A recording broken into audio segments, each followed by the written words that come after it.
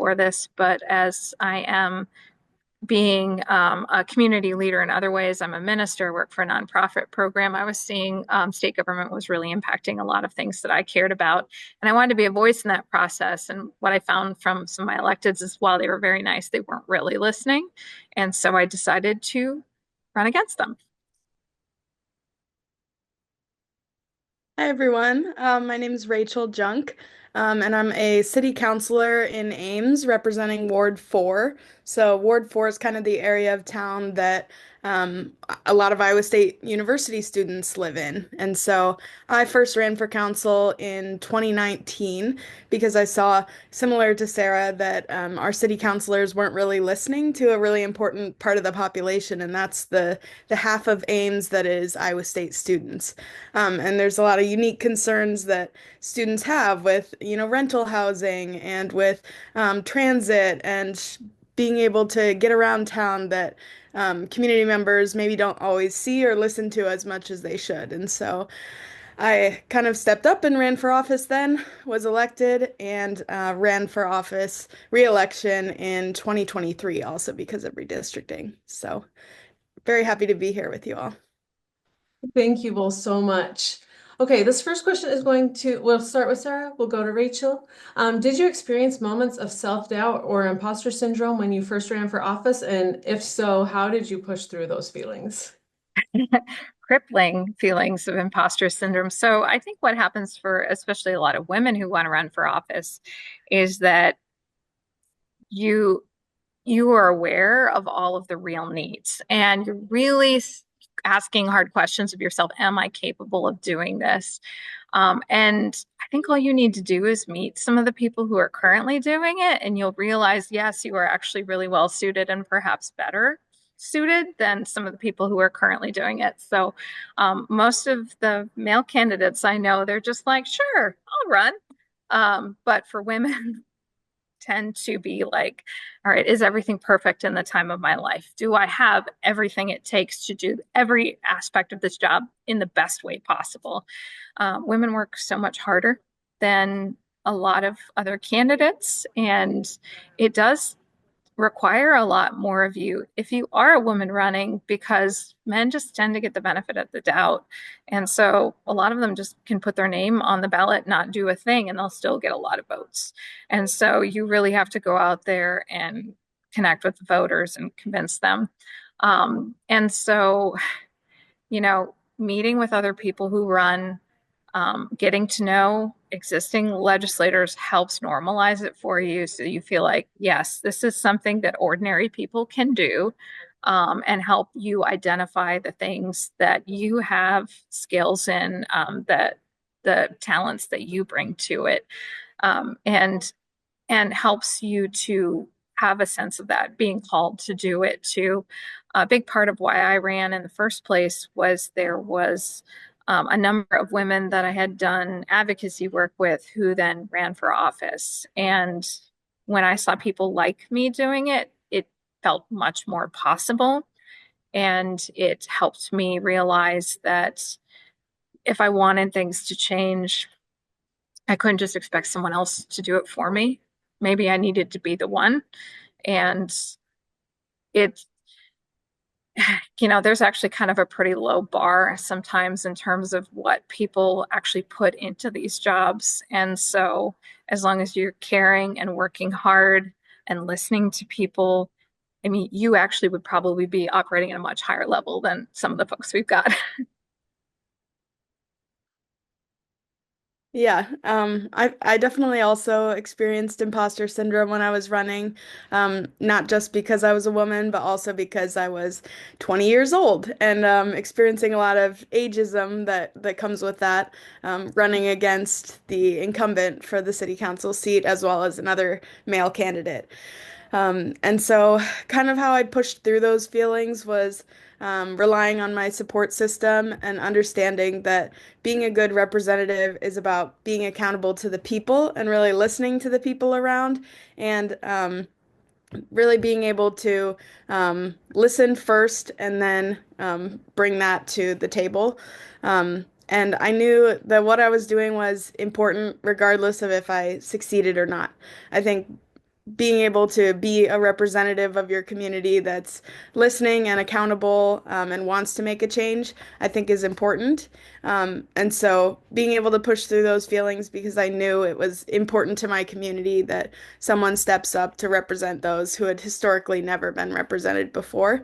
I think that kind of helped me push through it, was knowing the intrinsic reason why I was doing it and that that's important regardless of if I was going to be elected or not. Thank you both. I admire both of you very much, and it's hard to imagine a time when you weren't confident because you do your jobs really well. Um, so let's talk just about common fears and anxieties, because you probably have now talked to several elected officials, and I'm guessing that there's a commonality. And we all think our fears are individual until until we learn that they're not. So we'll start with Rachel this time. What are some of the most common anxieties that you've faced or that you've heard of others facing? And yeah, just talk about how you addressed them.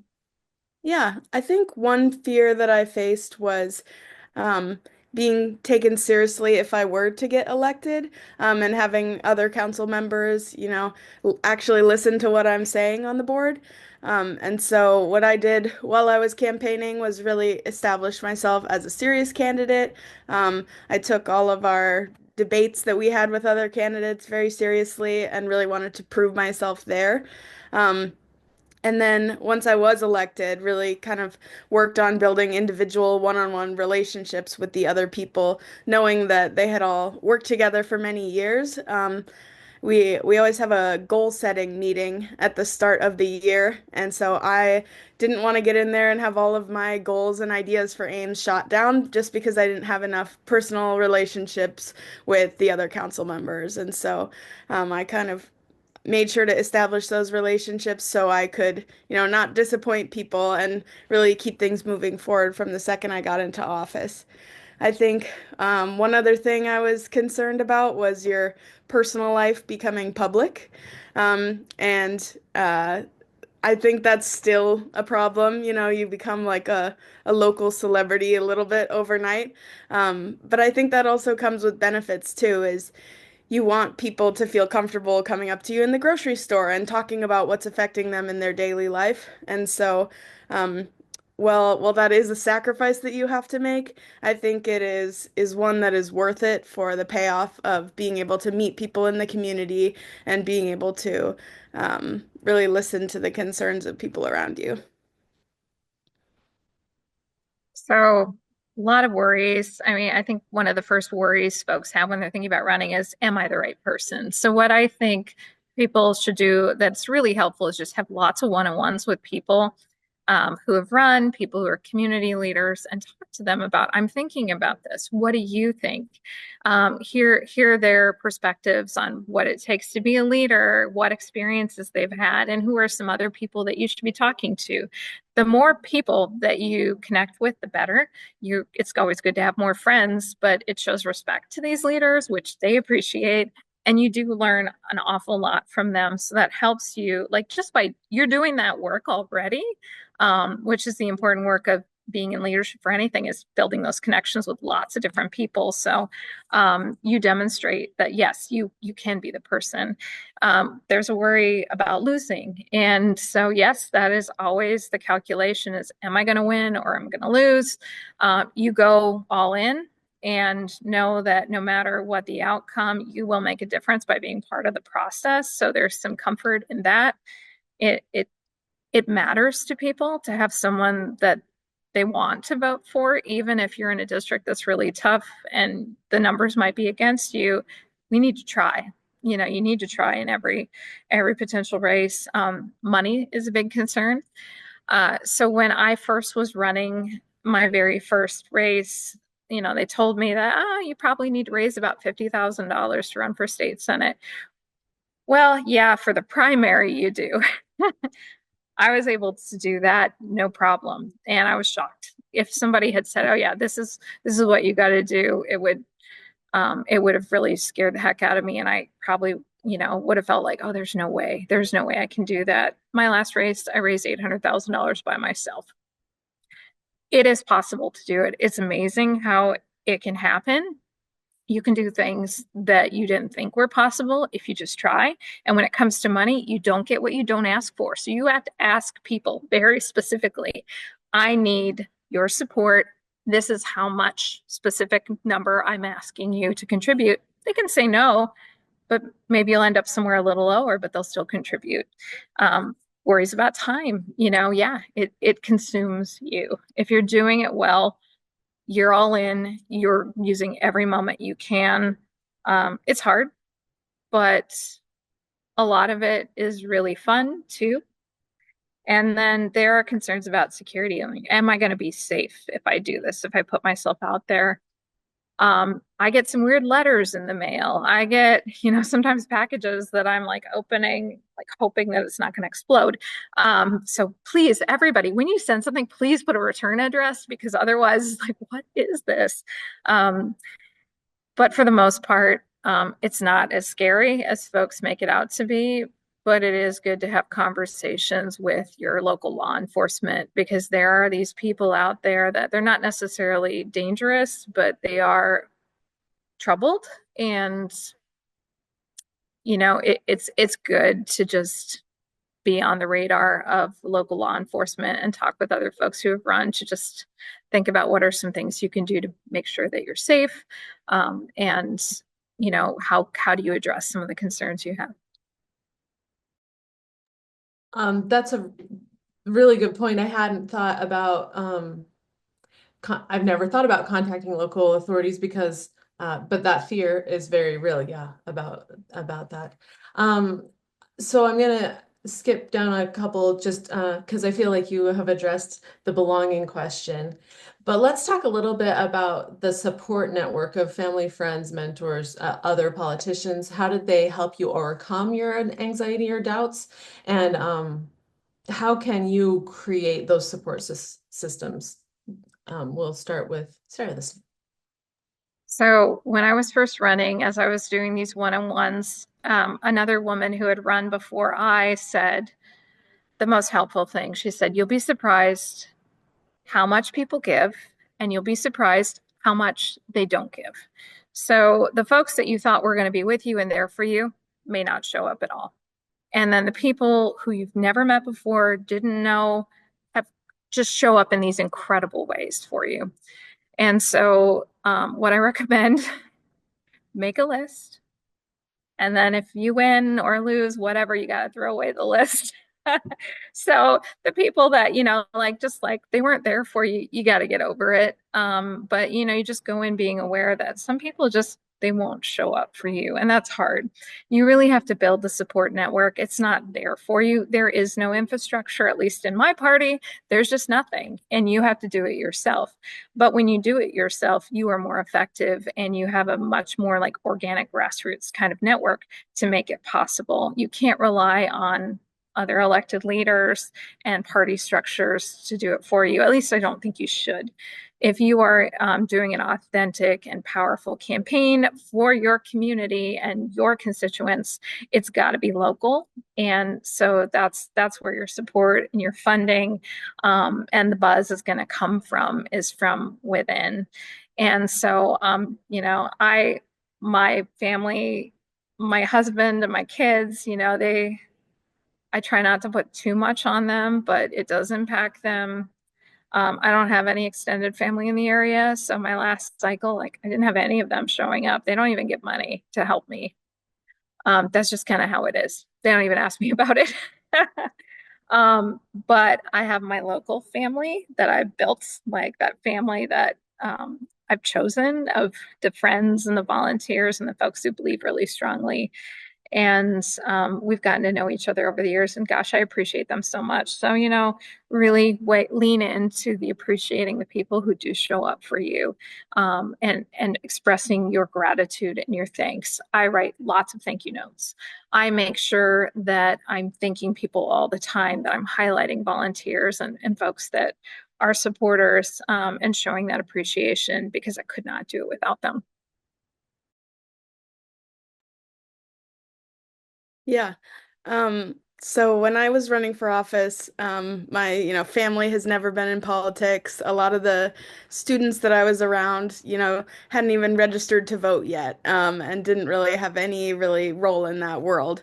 And so I knew that I had to build a support system around me that both had community members who are kind of knowledgeable about what it takes to run a city council campaign, and then also students who weren't afraid of pushing the boundaries and doing innovative things and really pushing past what a typical campaign does to get more people interested and registered to vote, and concerned about local government.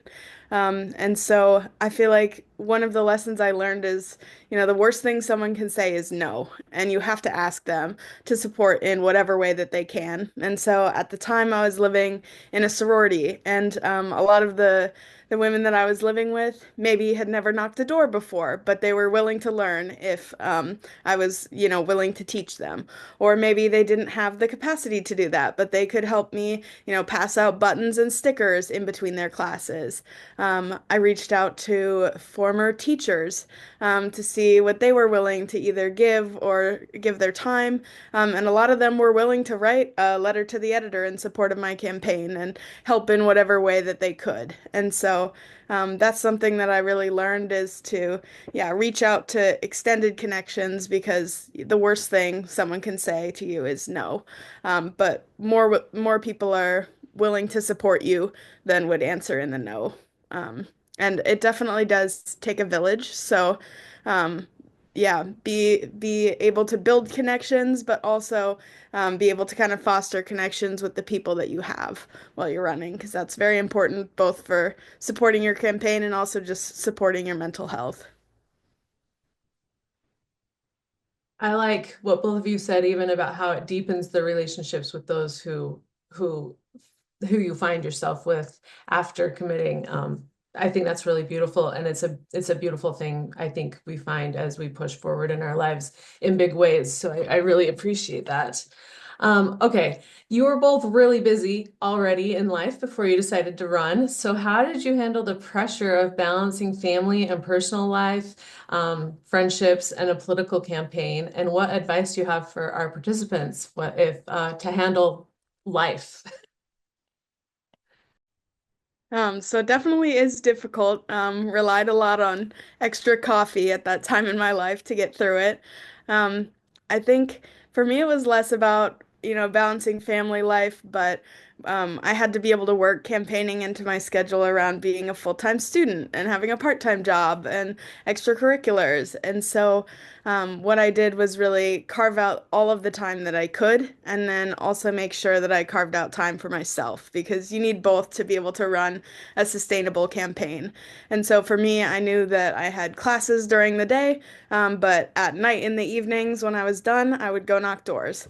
And I, wanted to be on the front lines myself, but also accept help where I could get it and also get, friends and other people on my campaign team that were willing to step up and do that work as well. Um, so I think it's never going to be easy. One thing that I found helpful was I had a shared Google Calendar with my campaign team, so they, knew if I was available at a certain time or knew if I couldn't do an interview or something else that came up. But um, yeah, it is difficult, but it's doable, and you're much stronger than you think as you're getting into it. So I have to give Rachel props for engaging a population of folks who may not turn out for city council elections. I mean, just by the virtue of her being part of that community on the university, showing up in that place, I mean, it engages people who otherwise would not show up to vote for those elections. And so, I mean, wherever you are, you have opportunities to kind of double dip. So, like, whatever your job is, like, you don't, there's boundaries. You can't necessarily talk about things or campaign in certain roles, but people know and they start to see the connections. And all of those different connections make you much stronger. You can't do it alone. And so you really need to empower folks around you to help you do some of that work. So for me, one of the big things is like very specifically telling people, okay, this is how you can help. I'm putting something out on social media and I'm asking you, here's the link. please share it. And sometimes I have to explain to people how you share something or how you tag me. Or like I had t-shirts, take a picture, put it on Facebook, tag me like this, and people are like, oh, I never thought about doing that. But then they're connecting with all these people in their network that you wouldn't otherwise reach. So it magnifies your impact. Share your work. So, if you're door knocking, you take a selfie of it and you put it on social media. And then people who didn't see you that night door knocking personally know you were door knocking. And maybe the people that you were at their door and left some lit then see that and realize it was actually you there. So it's creating, the layers of benefit. Everything you do, you should be somehow taking that and using it in another way. So it's making a greater impact. And I mean, really, there's no balance. It's just juggling something small. And so you do what you can when you can. You can't be everywhere. You can't do everything. I have a really hard time saying no to stuff. For example, I had been outdoor knocking all day. And then I randomly that week had met somebody at the grocery store who invited me to their neighborhood party. So I went and showed up to that. And then I got home because I don't say no to anything. And I was getting ready to leave again. 10 o'clock at night, I was going to these fall festival dances for the Indian community. And my husband's like, what's your criteria for saying no to stuff? And I was just like, I don't have one. Everything's an opportunity. You do what you can. You have to rest sometimes. So maybe if you can schedule those times for family, for resting, for not doing other things, then that can help you keep some boundaries. I feel like having somebody in your life to tell you like, you might have just overstepped your own like life skills. Stop going to stuff for a minute. I love that kind of support showed up as well. And then a shared Google Calendar. I don't know how anybody runs their life without it. So I love those ideas. So let's play off of what Sarah just said about not being able to say no and then having to build support structures around that. What mental and emotional supports did you put in place for yourself so that you didn't burn out? We'll start with Sarah. Yeah, that's a good question. I'm still asking myself that. Lately, I've started exercising more often. It's really important to try to find ways to take care of yourself. I've been focused on concrete things that I can do that show results. So trying to have something that I can get that feedback that will help me feel like, okay, I'm actually accomplishing things. I mean, and it's as simple as I like to think about what I wear. And I got bangs. So like I'm like, these are things I can control. These are things I can do. They bring benefit to help me like show up in places. I mean, it seems silly, but these are things that bring me some joy. And having just some fun activities that you like to do that are important to you is really helpful in keeping you healthy. Having people you can talk to is really important. You can't put it all on your partner or your family. Having people who understand the campaign world is important. Just so you don't feel alone. And then a lot of celebrating of the accomplishments. So when you do something, you hit a milestone, you reach a goal, you celebrate it, you do it publicly, you try to find ways to, really enjoy it. And maybe even just like make a list so that you can remember.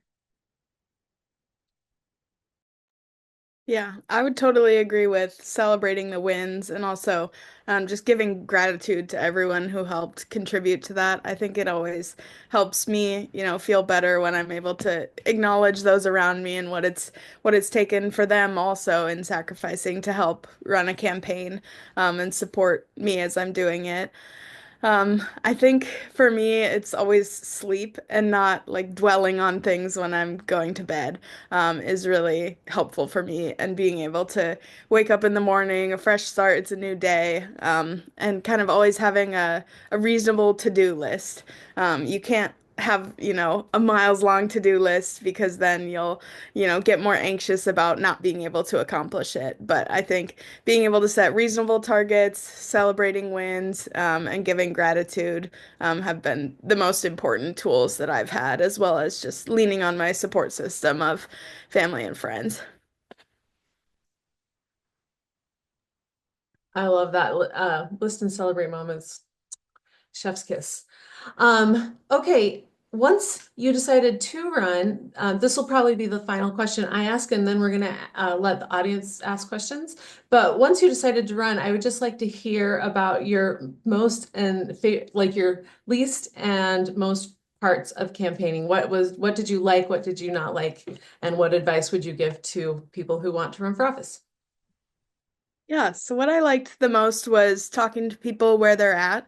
I think, especially in my ward, that's a broad range of people. That's freshmen at college who are living in the dorms on campus and have never voted before, but maybe had a concern with our public transit system or finding a rental place for next year or different things like that. And so my favorite question to always ask was, what's one thing you'd like to improve or change to make Ames better?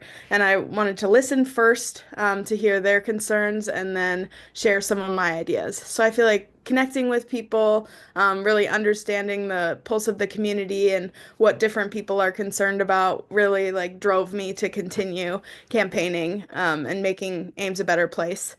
Um, I think what I liked least was raising money. Um, I think, it's a necessary evil. Um, but what helped me was kind of having a realistic target and knowing that I didn't want to raise money just to raise money. I wanted to raise money so I had enough campaign literature to go out and keep having those conversations with people. I wanted to have enough funds to be able to print out voter registration forms and absentee ballot requests and have those available on campus to any student or any person walking by. Again, the worst thing someone can say is no in that situation. And so I feel like it was less bad than I expected, which always helps. So, yeah. I don't think there was anything I would do differently either. I think a lot of people who, are used to running local campaigns said it's, not a good idea to reach out to students because they're not consistent voters. But the reason why that is because local candidates have historically not reached out to them. And so I think, yeah, doing things differently than normal was a success for me. And you shouldn't be afraid to go against the grain of what people have historically done, if you have an idea to make campaigning better and bring more people in. So, everything is the worst and everything is the best. I honestly feel like so I'm a minister in my day job, and I talk about going into ministry or going into politics the same way. I'm like, it is terrible. You should totally do it. And so oh gosh, the asking is really hard, but it's really important. And whatever you're asking people to do, you're constantly asking people to pay attention to you, to contribute money, to participate in some way, to give some kind of support. You are offering them an opportunity to be part of this. They don't want to have to be the one running, but they want to be part of it. So help people to be part of something. And that's hard. Sometimes you have to work yourself up to do the asking. Um, I don't like fundraising, but I'm really good at it. I don't like door knocking, but I'm really good at it. So you have to kind of, but once you're in it and doing it, it actually can be really fun. And my absolute least favorite thing about running is election night. I don't I don't gather with anybody. Like my campaign manager will be in my house and we're waiting on results because it's just so horrible.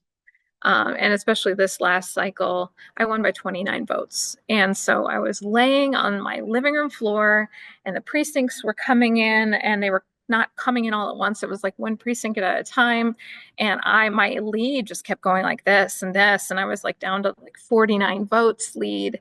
And I was like, I'm going to lose. I am going to lose because Democrats lose the day of. And these were, you know, all the early vote was in already. Um, and it's just such a horrible way to be. So it's good not to have people around you waiting, wanting to celebrate. You might not feel like it, or things might not go your way. So I don't recommend having like a big gathering. I did that the first time with my first race, and it was just awful because everyone else lost and I barely won. A little bit bigger margin that first time, 169 votes, 167.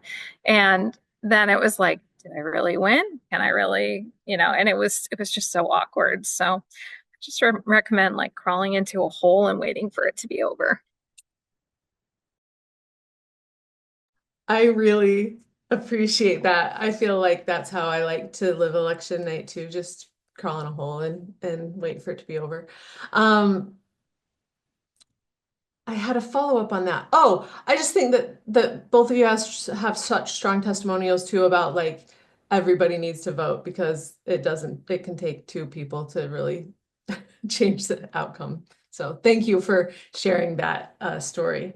For this next workshop, we're looking at ways to serve your communities and be on public boards and commissions and just, you know, doing civic duties outside of running for office. And I'm thrilled to have Kimberly Baxter back again. She's helped at Ready to Run for several years, and I'm very thankful for her, but I will let her introduce herself and we'll just get going.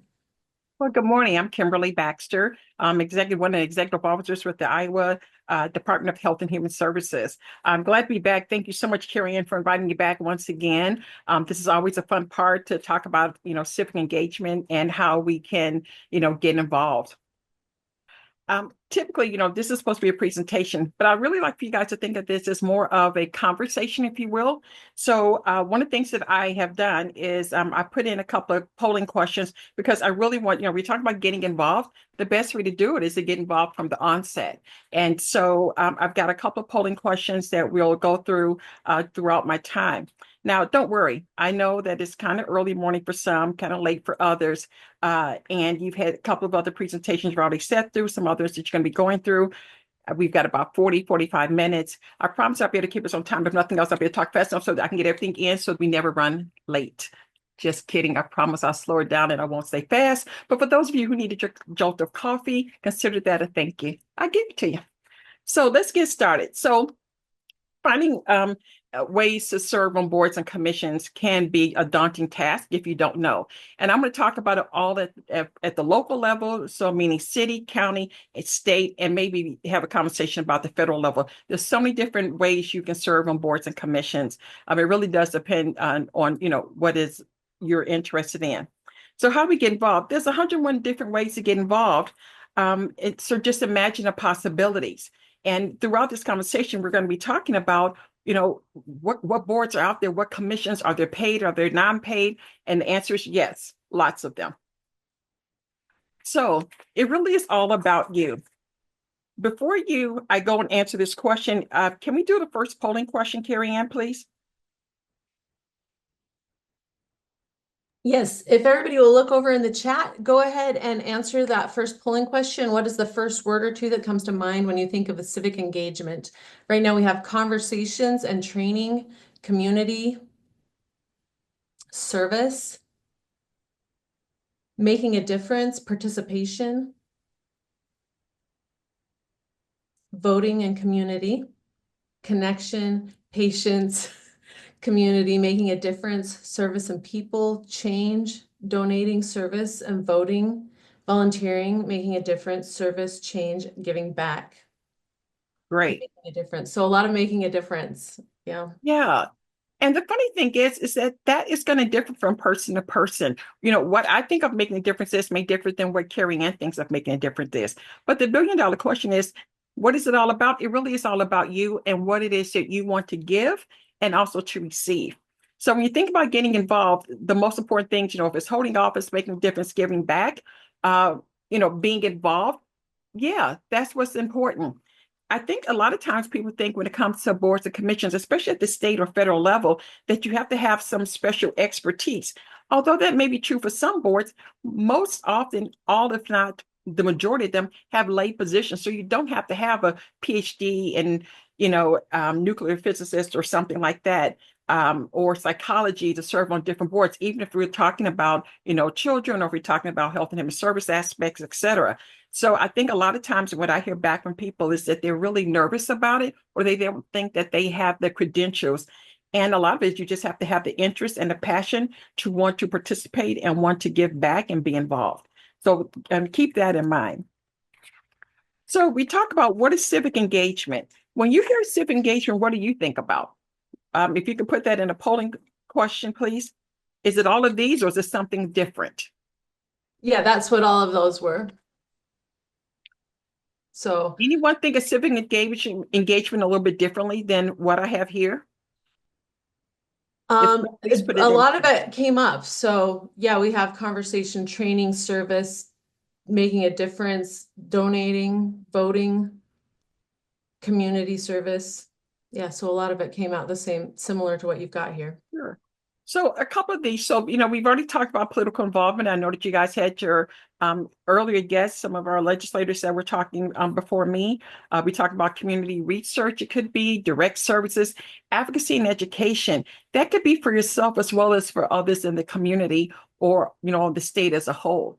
Social responsibility, give back, participate, help support, some kind of involvement with an association or organization. And then philanthropic giving. That's a real big one. They have their giving days for different nonprofits and other groups. So there's so many different ways. Plus, there's other ways that we haven't even talked about. By the end of the day of this session, we'll talk a little bit more. But keep in mind, civic engagement may look different from person to person, as it actually should. So what are we going to do the rest of our time? We're going to talk a little bit more about civic engagement. We're going to talk about serving on boards and commissions. We're going to talk about the Iowa Talent Bank. That's a program that we have here at the state that previously I have managed. And this is how the governor looks to make appointments to our state boards and commissions. We're going to talk about local boards and commissions, and then other ways you can participate. Maybe you don't want to be the person running for office. We're going to talk about if you do serve on a board of commission, what does that look like? And what is it that you need to know? I think sometimes we forget to tell people what's really involved if you are going to start serving. Iowa has a rich history of leadership and civic engagement, but there's always room for more. Iowa needs somebody just like you. So please keep that in mind. If you think, what do I have to bring to the table? Probably a lot more than you think. So don't be afraid to at least consider the possibilities that you want to serve. So Iowa's boards and commissions. This was not in my list of polling questions, but as I thought about it and prepping for this particular part of it, I want to ask, what boards and commissions are you aware of, either at the local level or at the state level? You can just put in, each of you guys can just put in one. I'm curious. My next slide is going to show you a couple of the state boards and commissions, but I'm curious to know, what boards and commissions are you already aware of? We have Soil and Water, Ames Human Relations, YWCA, none, Education and Human Rights, Planning and Zoning, City Beautification, School Boards. Any others? Nope. Oh, Library, Pharmacy, Medicine, Dental, Barber and Boiler, City Council. Great. Great. So at the state, we have almost at least about 100 different boards and commissions. That's just at the state level. Imagine at your local, level, with your communities, with the city, at the county, there's a lot more. I put this slide together because I wanted to show you, give you an idea just what a broad reach of the different boards and commission, from agriculture to the Iowa Arts and Humanities. You've got the Attorney Disciplinary Board. I won't go through all of them. I'll just throw a couple. Early childhood, let's see, Law Enforcement Academy, the Parole Board. You've got, of course, we're Iowa Pork Producers Council, Racing and Gaming Commission, Real Estate Commission, Transportation, Terrace Hill. You could serve on the commission for Terrace Hill. It's a beautiful building if you haven't been there. Voter registration, Iowa Workforce Development, natural resources. There are so many different boards and commissions out there. This is just a few. I just want to give you a range from A to Z, if you will, on the different kinds that are out there. So, a lot of people think, again, I don't know anything about it. That's okay. Have an interest, be curious, and that might lead to you joining a particular board or commission because you do a little research to see, you know what? I think I'll be a good fit. And it really is about making sure that you hit your passion, your interest, and also the things that you have availability to serve on, so that you can give back or participate or, become a leader in. So we're first going to talk about Iowa Talent Bank. Remember, I said that this is what we use. The governor, you sign up and the governor will use that to appoint folks to the different state boards and commissions. It gives you an opportunity to give different voices to a public boards commission. When you think about a board and commission, think about it as a public-private partnership. We really do need the people of Iowa to help us do the great work we're doing in our different boards commission, whether at the state or at the local level. People want to work positively. Some things I've heard over the years when I've done this presentation and know that they're having an impact in their lives as well as others around them. As Arthur Ashe said, you start where you are, use what you have, and do what you can. And I think that's a great quote. Start where you are, use what you have. What are your interests? What is your background in? Maybe it's lived experience, maybe it is education, whatever it is, and then do what you can. And you will know what's comfortable for you. I love this because one of the things on this Iowa's Talent Bank website, it says here at the bottom, our government works better when individuals are involved and engaged in their communities. And, whether it's, again, at the local level or the state level, we need everyone's voices there so that we can make a difference and do good work for all of Iowans. One thing I'm going to say about Iowa Talent Bank is that it gives an opportunity, and the platform that we have it on really allows us to connect skills to service. What is it that you have skills, expertise, lived experience, or just interest in versus, compared with what is actually available. The boards and commissions, they do kind of have a rolling, not everyone gets off a board at the same time typically. And so they'll have, like, if there's a board of 8 or so, every 2 years, 2 or 3 will come off. And so they'll have to, apply and get other people to sign up. So keep that in mind. There's opportunities again with Talent Bank here. This is specifically at the state level to serve on the state board or commission.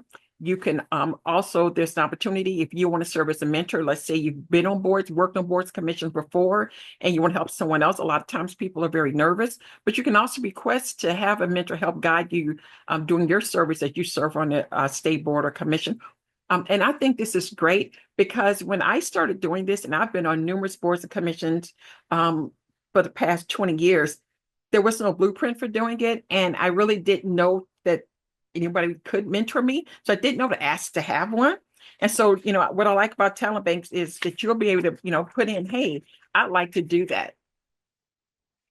So making a difference, get more involved, use your talents, create belonging. That's really important. And I think, again, think about what it is that you want to do and how you want to do it. There are some things you want to talk about. Our government works best when we all get involved.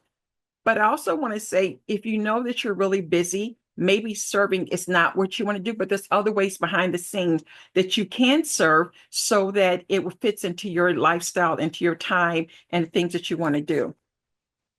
So at this point, I'm going to stop sharing and I want to hear from you for a minute.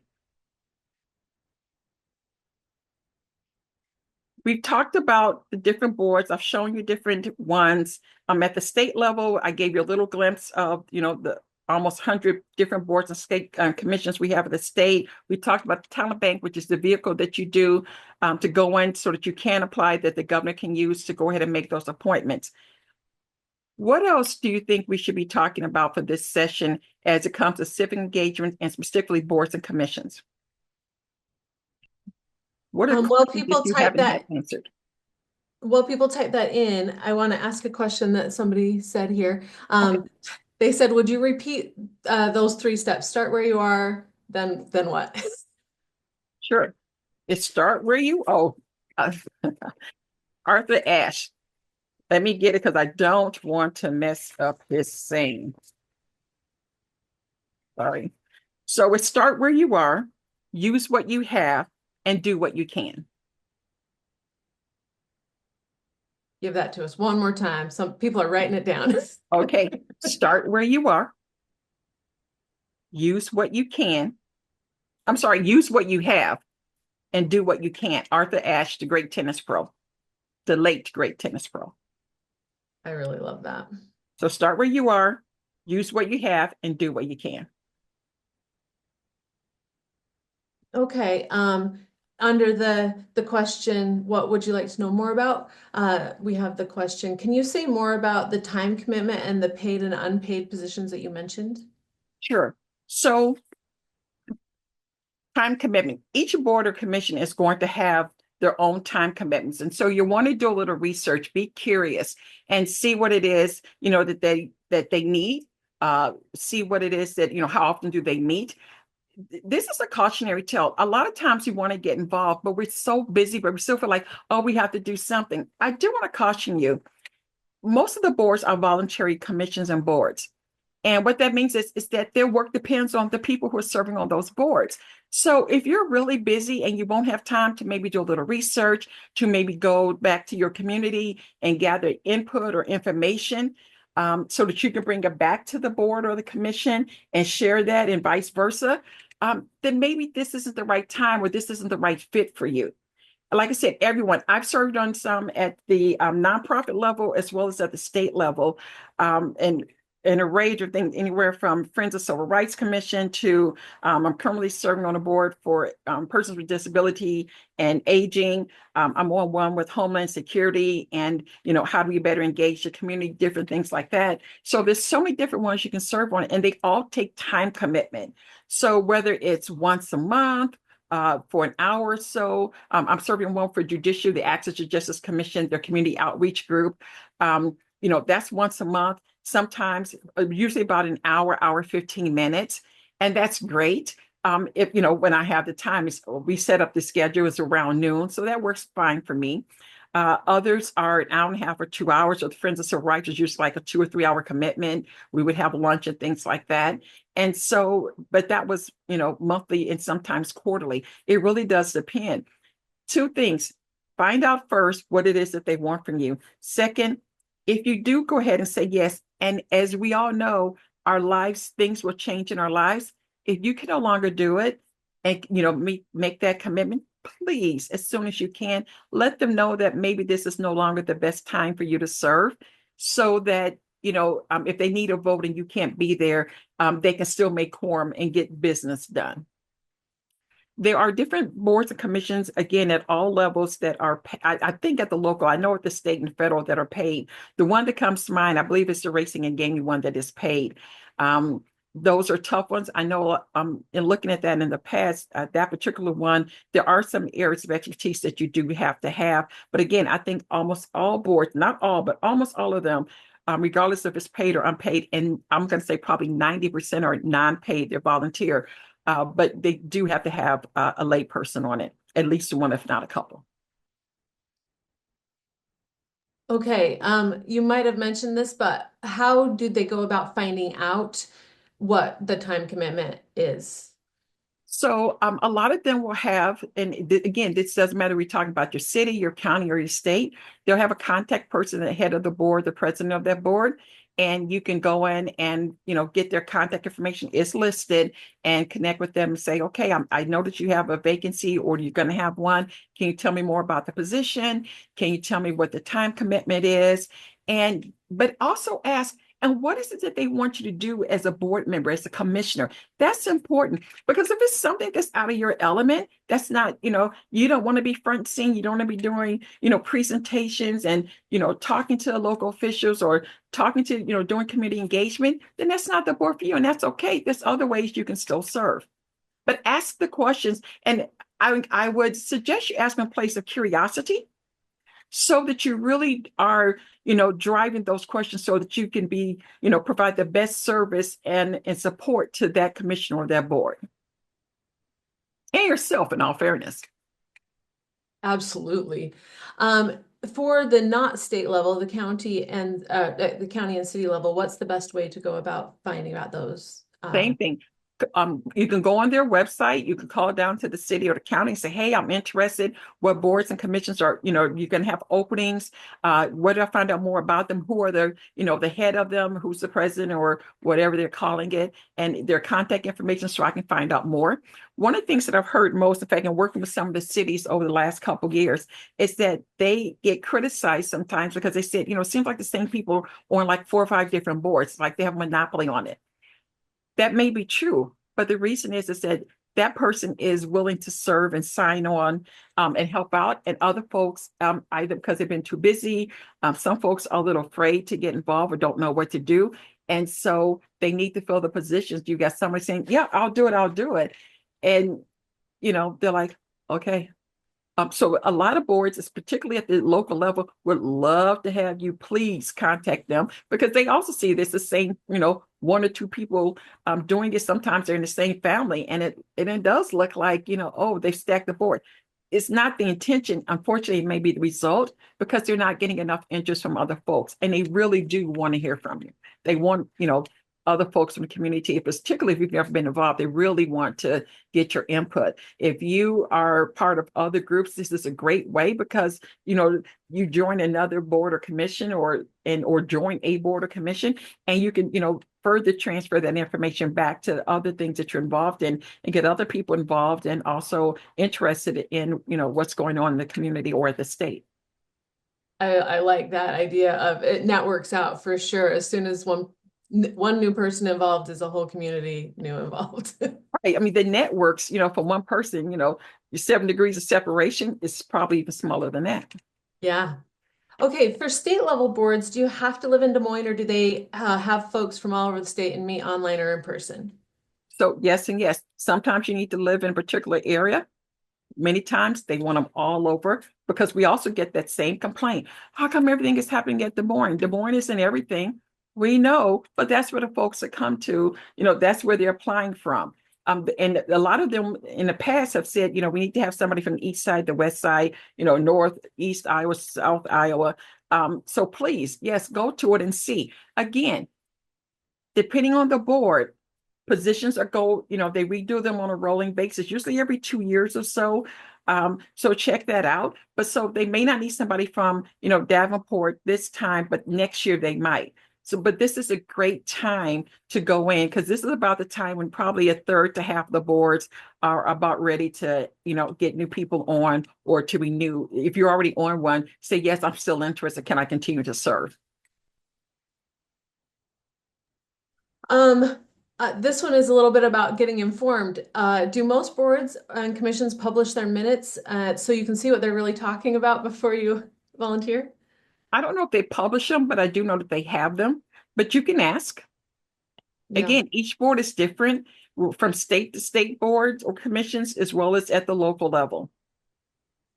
I know when I went to join some boards in town, some of the websites are actually quite difficult to navigate and find the right stuff. So I like what you said about just dropping in or calling your county or city. Yeah. I work with technology every day. I'm not the best at it, but we got people for that, right? I don't have to be. I can call somebody and say, hey, can you help me? I still like that interaction, maybe face to face or being on the phone with someone. And so I'm more apt and more prone to call or to go and see, hey, can I stop in and ask some questions? I'll call them first because sometimes they're like, please don't come today. I respect that. I would never go to place on a Monday or Friday, let me be clear, because that's when the majority of the community is coming in Monday or Friday. So I usually would call on a Tuesday and say, what's the best time and what's the best day typically? And that tends to work out. Or I'll call and say, is there a better time for me to call back? I have some questions. And they will tell you. With the state, anything we do, open meetings, laws and records and things like that, they are going to more likely are going to publish them or at least have them if folks want them. And that's probably true at the city and county level. The other part that I should have said also, so they're also private nonprofit boards and commissions that you can also serve on and apply. So don't forget them as well. I heard somebody say earlier, YWCA was an interest in things like that. Your bankers associations, your credit unions, they're always looking for people to serve. Things that people don't think about. Your hospital boards have different ones for people to serve on. So don't put everything in a box. Think outside the box for this. think about your interests, think about your time, think about, what is it that you would want to do?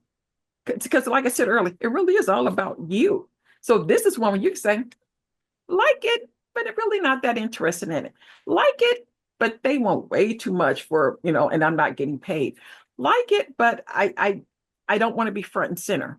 So, figure out what you want and then get out there and just be curious and start looking around. I really like that. Okay, do we have any other questions right now?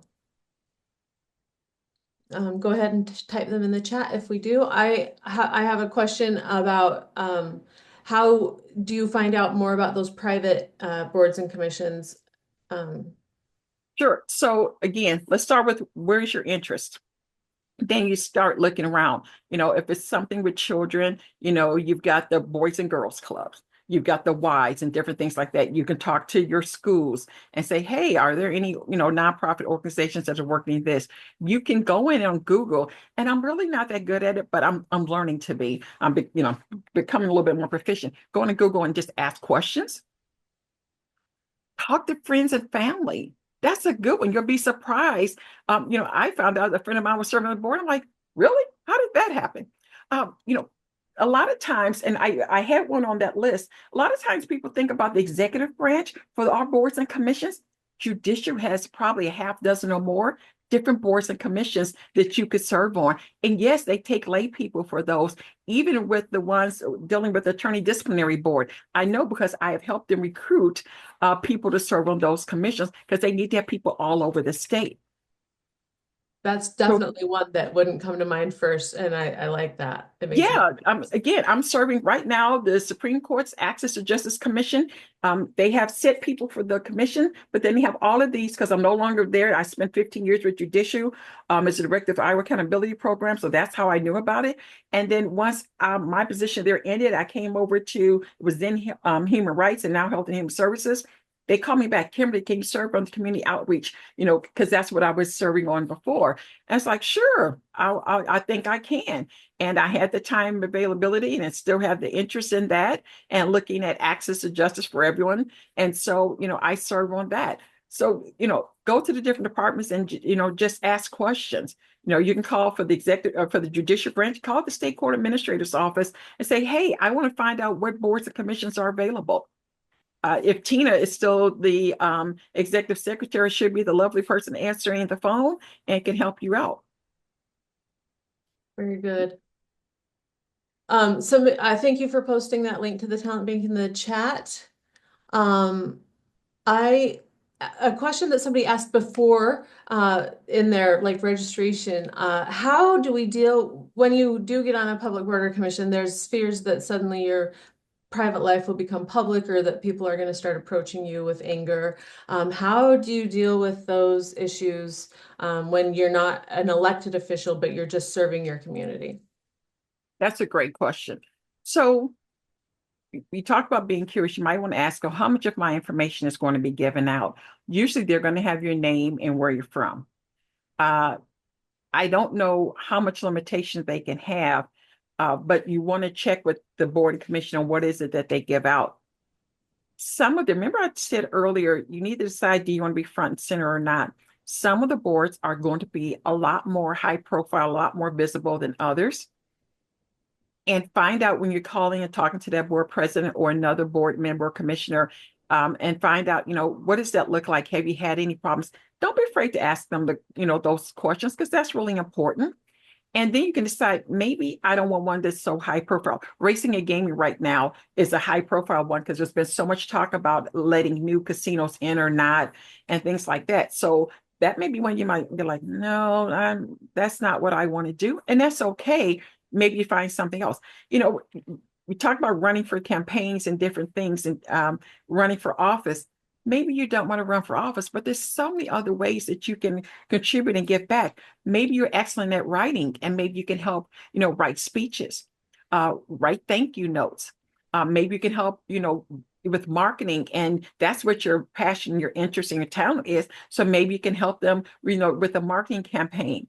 Same way for any of the boards and commissions. Maybe you don't have time to actually serve on it, but maybe you can help them if they, if you're in the fundraising, say, oh, I know a great way to fundraise, or I know how to, do this really well, and I can teach you how to do it. You don't even have to join a board, and you can still contribute by talking with the director of that and say, I really want to, but I just don't have the time commitment, and I don't want to, slow the progress down. But what if, when you all are going to do your annual fundraiser, I'm really good at this. What if I can do some training for your folks, or do some training for your folks? What if maybe I can help do type up a piece for you, so you guys can send it out, a marketing piece or something like that? What if I can do strategic planning? Does your board need to do some strategic planning? Most boards and commission do it every 2 to 3 years. If that is your, expertise, offer it up. Again, it's volunteer, and say, I'll be happy to help you guys do some strategic planning. There's so many other different ways that you guys can help if you don't either have the time commitment to fully serve, or if it's a little bit too public for you, and you don't want that. Okay, we have somebody that pointed out League of Women Voters is a good place to get involved. We have a question about like volunteers or commissions who welcome migrants, or wanting to just, how do you go about broadening your circle in the area that you care about? So again, I would say take the top 3 things that, your top 3 interests. Let's start with that, right? Here are the 3 areas that I have most, interest in, maybe I'm passionate about, I have commitment to. Then say, do you want to look at it at the local level, state level, or all of the above, or even federal? Yep. Then start looking at, okay, so where can I go to find that out? Talent Bank is going to tell you what we have available for at the state level. The city or the county would tell you what they have locally. The nonprofits, you have to do a little bit more work, because you have to figure out, okay, if it's something dealing with children, if it's something dealing with waterways, or, at the DNR level, something like that. If it's something related to EPA and, environmental hazards, that's a little bit more specialized. You have to do a little bit more work, but you could call like the DNR. Hey, I'm interested in environmental hazards. I don't really know that I want to do it at the state level, but do you know anybody out there in the private level that there is a board or commission? It doesn't hurt to ask. Simple phone call, or even if you're really into email, an email. Again, Kimberly likes the phone calls, so I'm going to probably call or go visit someone. I like that. Okay. I don't see any more questions specifically in the chat. There's domestic violence groups that you can assist. There was one on there. So the Attorney General's office, they have a division working with survivors of domestic abuse and sexual assault, but they are now regional. It used to be kind of like on a city or county by county basis. Now they've got regional. But there are many different organizations out there that will help with survivors of domestic abuse and sexual assault. You could serve on one of their boards or something like that and give back. Or maybe the food pantry. That's a huge one. I saw people talking about refugees and immigrants. Those are huge. They have local that you can, inquire about. Again, I would do a quick Google search onto the, if it's refugees, immigrants, if it's working with, victims or survivors of domestic abuse and sexual assault, whatever it is, and see what's available either locally or statewide. So you can, refine those, put those parameters in to refine your search. And from there, start reaching out, saying, how can I help? You've got a lot of food pantries that people need help with and need support for, feeding the homeless. We talk about those that are unhoused, and so they may need some support. Believe it or not, a lot of the churches will have them. And you don't necessarily have to belong to that church or be part of that faith, but you just want to help out. There's so many different ways that we sometimes forget to, to think about and inquire about. Okay, any other questions or things that you wish we could talk about boards and commissions? Go ahead and throw that in the chat. While we wait for that, Kimberly, would you mind telling us about how, like, your personal story, how you got involved and why this is a passion project of yours? Oh boy. So, I've been in state government for over 20 plus years now. I can't say 25 or 30 because then it won't kind of work with my I'm only 29 story. But let's just say 20 plus years. And I've done I work in so many different agencies at the state and federal level, everything from the Department of Natural Resources and Energy and Waste. I've worked in Homeland Security when it was emergency management, public defense. I've worked in human rights for the Commission on Status of African Americans. I've worked in judicial for State Court Administrator's Office. I've worked for the U.S. Department of Energy. So because of my background, it has kind of broadened my horizons a little bit, and I've been able to meet a lot of different people and just learn that there's so many different things going on. And then my interest, like, ooh, Friends of the Civil Rights Commission. I was in human rights at the time, and I thought that would be a good one. And next thing I know, I'm serving as president of the board. Still don't know how that happened. And then I did that for several years and left. And then they brought me back to help with the conference. We were doing different conferences on belonging and things like that. And next thing you know, I'm back on serving as the executive director for the, Friends of Civil Rights Commission. So, my passion and my wanted to give back. I wanted to be able to make things better. That's, whatever job I do, I want to go someplace where I think, I can make a difference. I can help make things better. And it just kind of goes into one thing after another after another. I was working in judicial. That's how I'm on the Access to Justice Public Outreach Committee.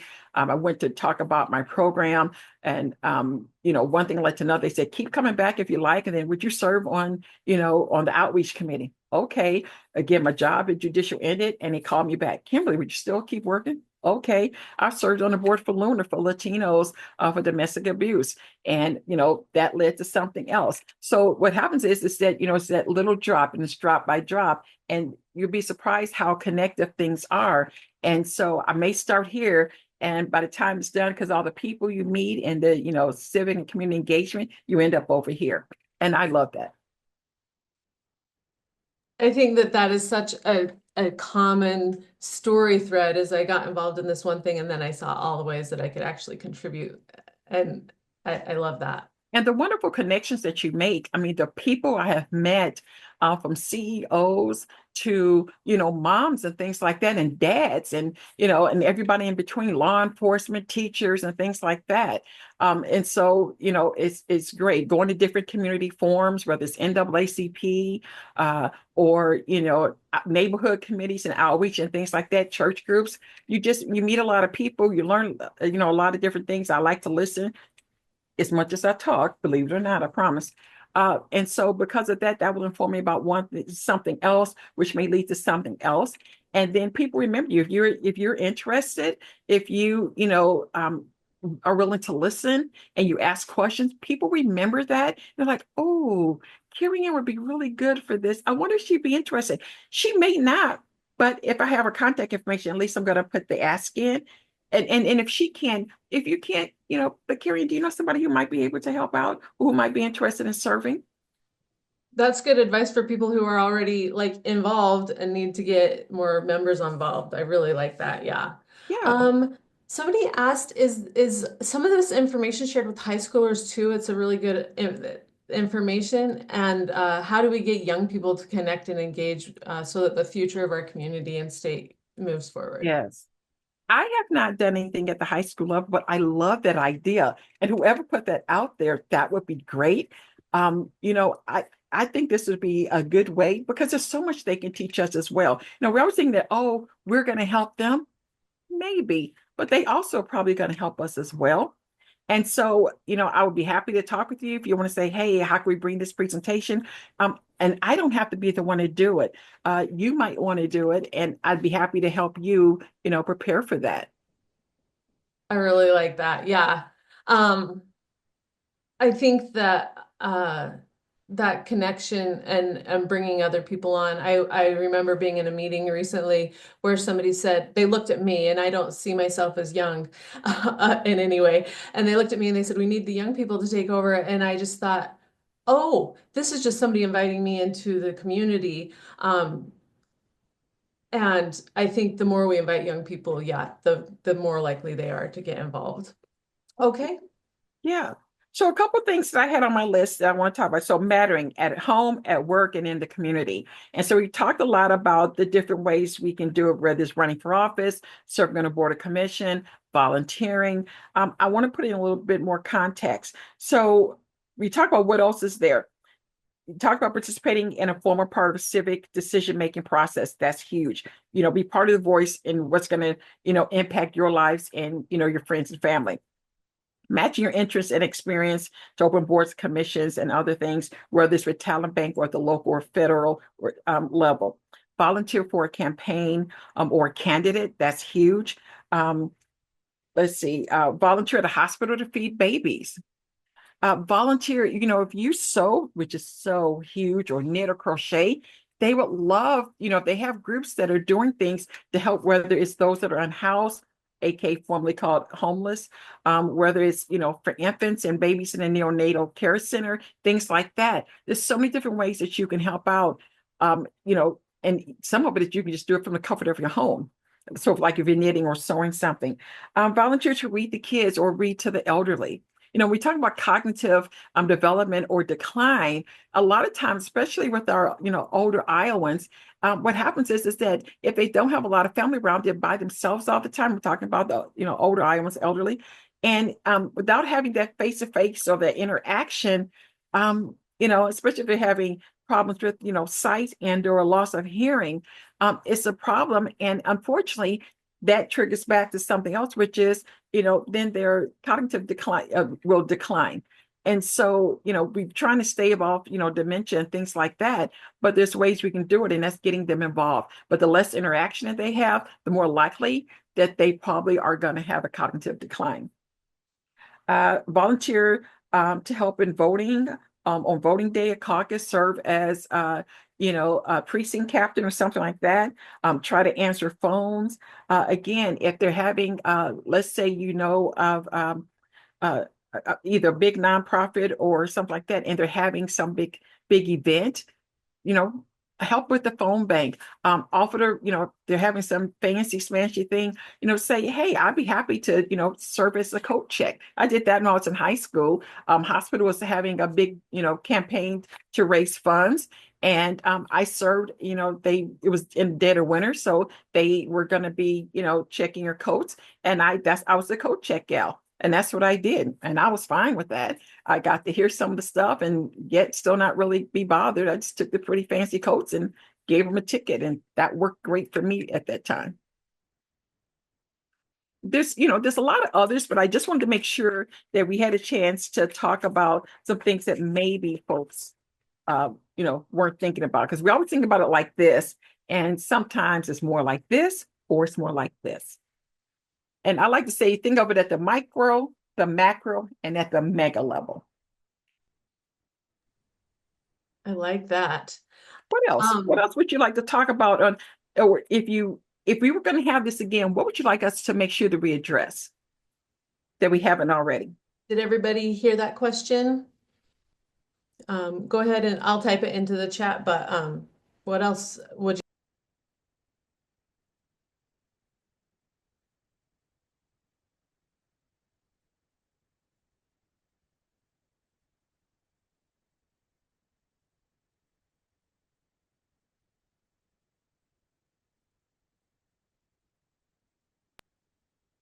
While we wait for people to chime in, I also I think that this is such a great way to, if you are independent, which we had so many people register this time as not Democrat or Republican, as an independent, it seems like volunteering or working on boards and commissions is such a good way to bridge the divide.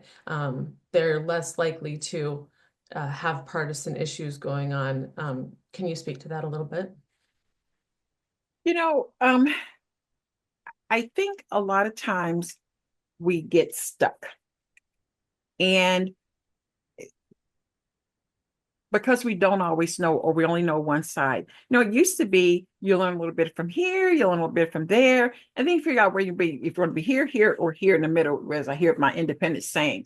And I think we need to continue to be curious. I didn't grow up, I'm from Illinois, I'm from Chicago. We didn't have the caucus and things like that. I didn't know what that was. I've gone to both sides, and because I'm like, I don't know what this means. What is that all about? And you have to, at that time, if you go, you have to register one or the other. Okay, fine, for that day, I'll do what I got to do because I want to see what the process was like. I didn't understand it. I don't know. I still fully understand it, but it's getting better. I've gone to both at least, I think, twice, just because I want to try to figure it out. And so again, you're going to hear me say, and you've heard me say, stay curious. That's what I've been trying to do, is be curious so I can learn more about the process. I also want to go ahead and say, one thing, and I know, Carrie Ann, we were talking about preparing for this. We talked about, so what happens if you do decide to get on one? So I've already said, if it turns out something happens in your life that you can't meet the commitment of how often they're meeting and what they need from you, please, as soon as you can, let the board president know so that they can go ahead and get someone in. Nothing is more frustrating than when you, if your bylaws say that you have to have a form and, you have to have 3/4 or 7/8 or, majority, whatever it is, and then you can't meet, you can't make quorum, then basically there's nothing you can do. You can talk about things, but you can't take action. So definitely think about that. But what if you get on a board and it's not as harmonious as you would have thought it would have been? We talked about de-escalation tactics.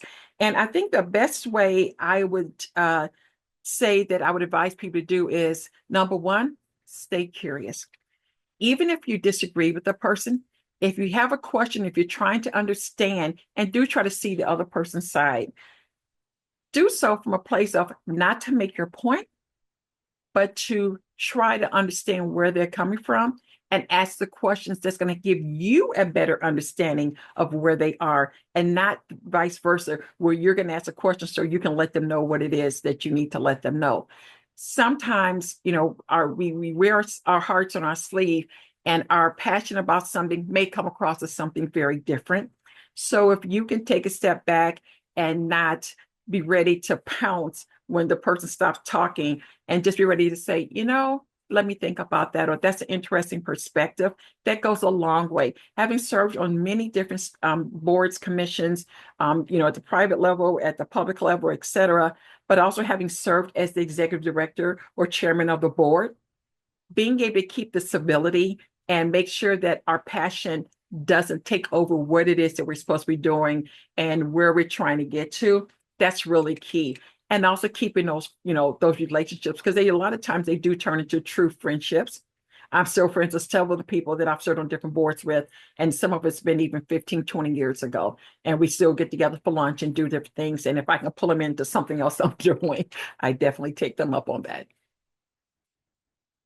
Listen to understand rather than listening to respond. Absolutely, yes.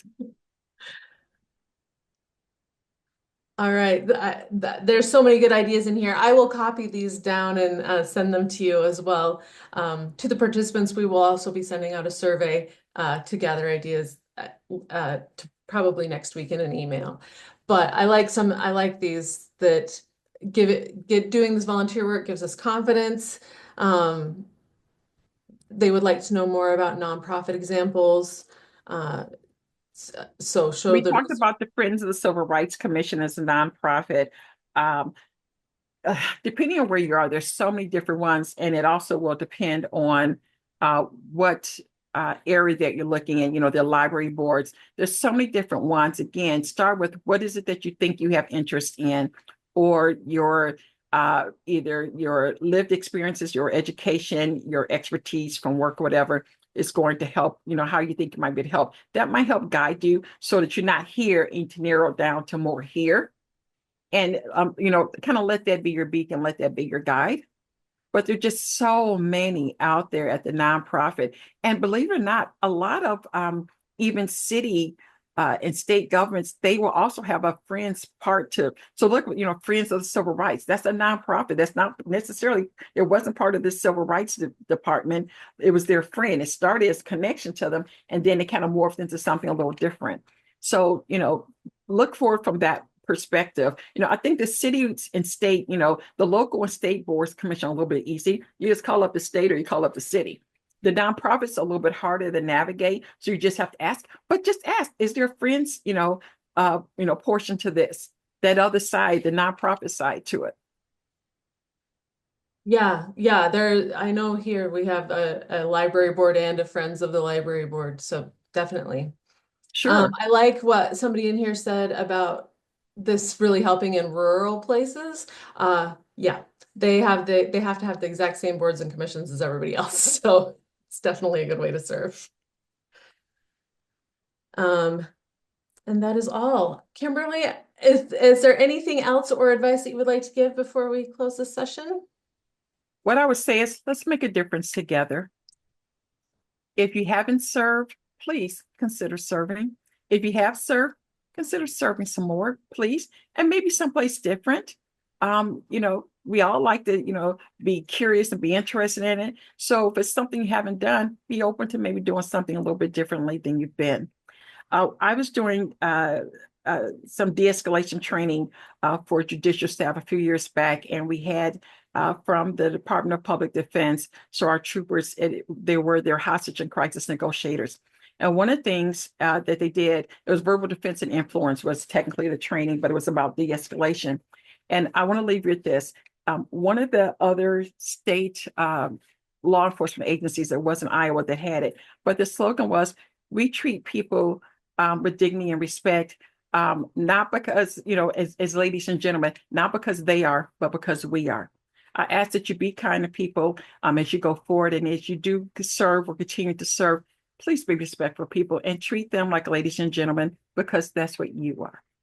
Thank you guys so much. I appreciate this time together. My contact information is there. Feel free to contact me if you need anything. And Carrie Ann, as always, thank you so much. I appreciate it. Thank you so much for being here. It's always such a pleasure learning from you. What position to run for, and you can even talk about afterwards what you decided to do. And then how did you assess if it was a good fit for your background and values? Yeah, so I'll be completely honest. I was not planning on running for Iowa House of Representatives. It chose me. So I have always been a really big community advocate. I thought that's where I was going to stay. But things kind of changed and presented themselves. So I have a daughter with really rare disabilities. I am very invested in our public education system, and I've been very active at the Capitol. Last year, I actually quit my job and started interviewing for a new one so that I could be down at the Capitol to be present for public comment and really get to know legislation and what's going on, and also be a voice for the community. So I had started Advocates for Iowa's Children, which is a group of advocates basically that are focused on public education, the area education agencies, and just families, and making sure that our kids have what they need in the state of Iowa. So after a bunch of bills passed through the legislation last year, I literally felt thousands of families' hearts break across the entire state. And I knew that I needed to run. There were a lot of representatives that I spent a lot of time with that really weren't listening to the voice of the community. And it was time for that to change. But I also really wanted to keep the hope up. Like, we can't stop fighting because of one bad outcome. We have to continue to fight forward, and no fight is ever easy. So that's how I ended up running for House. I didn't want to run for Senate because I just actually really enjoyed the more dynamics, more dialogue, more communication that was happening at the House level. And it was my first time running for a state race, and I had built a lot of community there. So we'll talk about that a little bit more today too. But well, I decided to run for school board mostly out of just a strong commitment to public education. There weren't really any huge issues at that time. This was pre-COVID, pre a lot of things happening that are happening now. So it was just something that I felt called to do, to give back to the community. I had been active on the PTO at my kids' elementary school for several years and been the board president or the PTO president there, and just was encouraged by several folks to consider a school board run. It was a great fit for my passions and my background. I work in higher ed. Very committed to public education, very concerned about equity and inclusivity for all kids in the school system, and wanted to be a part of making that happen in whatever way I could. I did not ever consider running. Like, I had never considered politics, never considered running for anything. I've never considered running for representative or Senate or anything like that. But I have gained so much from the experience of being on the school board that it's something I could see myself doing in the future. I have so much respect for the folks that continue to fight and advocate in the face of a lot of the really harmful things that are happening to our public schools through the legislature. And I can see myself in the future wanting to take on that role. Thank you. One of the reasons both of you were picked for this panel is because you are kind of issues focused. And I think that well, we know from research that that is why a lot of women get involved in politics. And so thank you for your examples for that. The next question is, what were some of the most effective strategies you used to connect with your voters and understand their key concerns, especially when it came to issues that were important to the women that you talked to in your areas? We'll start with Sabrina on this one. Yeah. So I think the most effective, I tried a lot of different things when I was running. We did some door knocking, didn't have a whole lot of success of just finding people willing to answer the door and talk to us. We did some coffee shops where we just set up times for the public to come in and chat. We set up a website where people could send questions to me. But I think especially running for school board, the thing that was most effective was meeting with the PTOs in our area schools. Every time there's an election, when I ran in 2019, the PTOs individually had the candidates come and speak.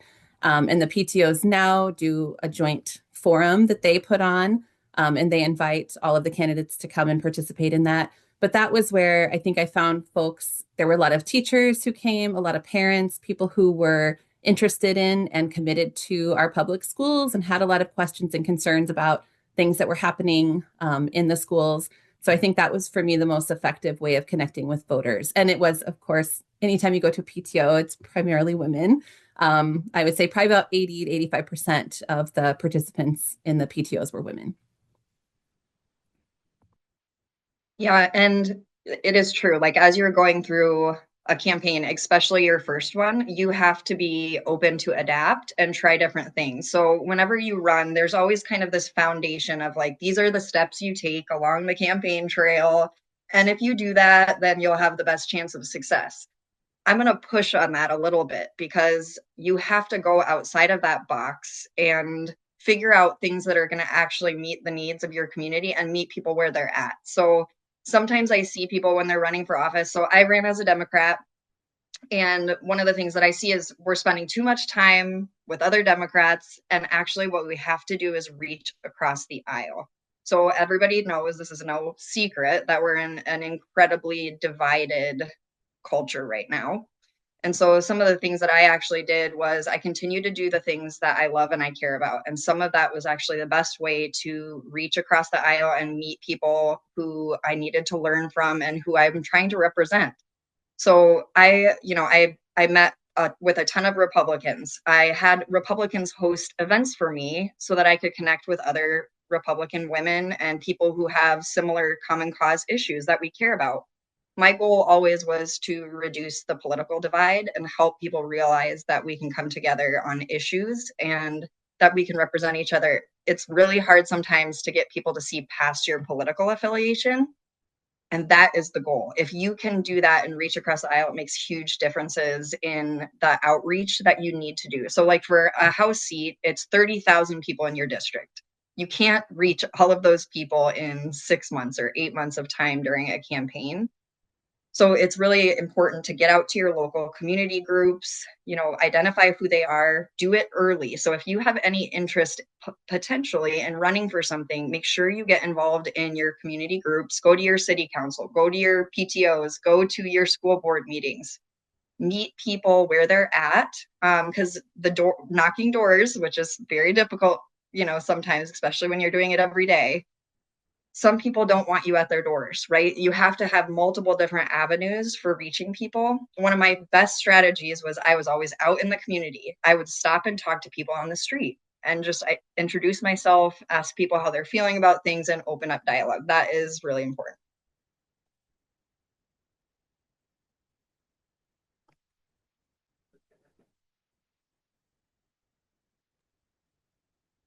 Um, Okay, how did you balance your passions and values with the practical needs of running a campaign?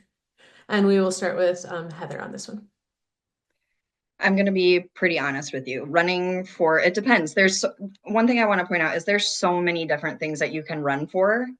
Some are more draining of time, and others, like you don't have to, like, it depends on what fits in your life. So find things that are going to work for you. Running for Iowa House was incredibly I mean, it was really, really hard. So finding balance during that time was difficult. I still remember, because I was working full time, came home, tried to get those little nooks and crannies of time with my family. But I was working late every night trying to do my calls and fundraising and preparing my newsletters and planning my events and doing all of these things. I still remember one night, like halfway through the campaign, when I opened my bedroom door to go get some water and my daughter was sleeping outside the door. So, I mean, it's hard on families, but that is one thing I did not listen to early in the race was make sure you find a day every week just for self-care, just for family time, because you will get burned out. It's just the reality of it. So if you can build in these good self-care practices and make sure that you're taking breaks and mental breaks for yourself, it'll help you get to the end. Yeah, I think Heather had great advice there. I will say if you're looking for something a little bit less strenuous, school board is a good route to go. And I will put a caveat on that as well, that when I ran in 2019, it was not a political election. So school board is nonpartisan. We do not serve a party or represent a party. We serve all of the constituents in our community. We are ideally, in my mind, you wouldn't necessarily know the political party of your school board members. So because we are supposed to be nonpartisan. So again, kind of like Heather said, reaching across to talk to everybody is important. The year that I ran, it was not a highly contentious year. We had 7 people that ran for 4 seats. So there was competition, but it was very friendly and civil. And the forums were really focused on issues facing the schools rather than political issues. The year that I did not run, so school board has a cycle where kind of half the people are up and then the other half the people are up 2 years later. So when I was 2 years into my term, there was a very, very contentious school board election. And the fundraising was about 10 times higher than what it had been the year that I had run. There were many more forums. There were a lot more demands on the candidates' time. It was heavily political, really intense questions. So I think it can kind of depend on the environment. Oh, sorry, Mary, I'm from Ames. And so we serve about 5,000 students in Ames, and the community is around 60 with the university students. So you bet. So yes, that was a contentious election. Then when I ran again this last time, we had 4 people run for 4 seats, and it was not even contended. We had only about 2 forums. And so that was a pretty easy experience to run. So I think it can kind of depend on the environment that you're in. I know some of our districts are having some really political things happening right now, and I would imagine their elections coming up are going to be pretty intense. So that's just something to keep in mind. Depending on where you live, it can look a little bit different. Yeah, absolutely. So one question that people have is, what if the thing that you care about, like your special kind of interest that got you into politics, may not align perfectly like with a party or a platform? How did you navigate working, well, especially Heather, how did you navigate working within that system when alignments might not always be perfect? And for Sabrina, how did you do that same thing, care about your issues when you're serving such a diverse population? Mhm. And this one is, we'll start with Sabrina. Okay, sounds good. So I think right after I started on the board was when COVID happened. And so it was kind of after I had run. But it was a really good lesson in the importance of listening to people and hearing people.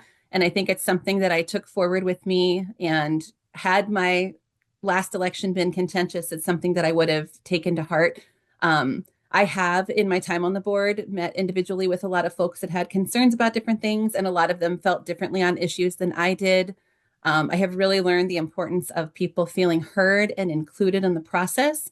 I think some of the reason that we have some of the divide is because we're very quick to dismiss ideas that are different from our own. And believe me, I understand. I have a kid who's trans, and sometimes I can really get my hackles up and my mama bear can come out, and I don't even want to give someone the time of day if they are trying to take away my kids' rights.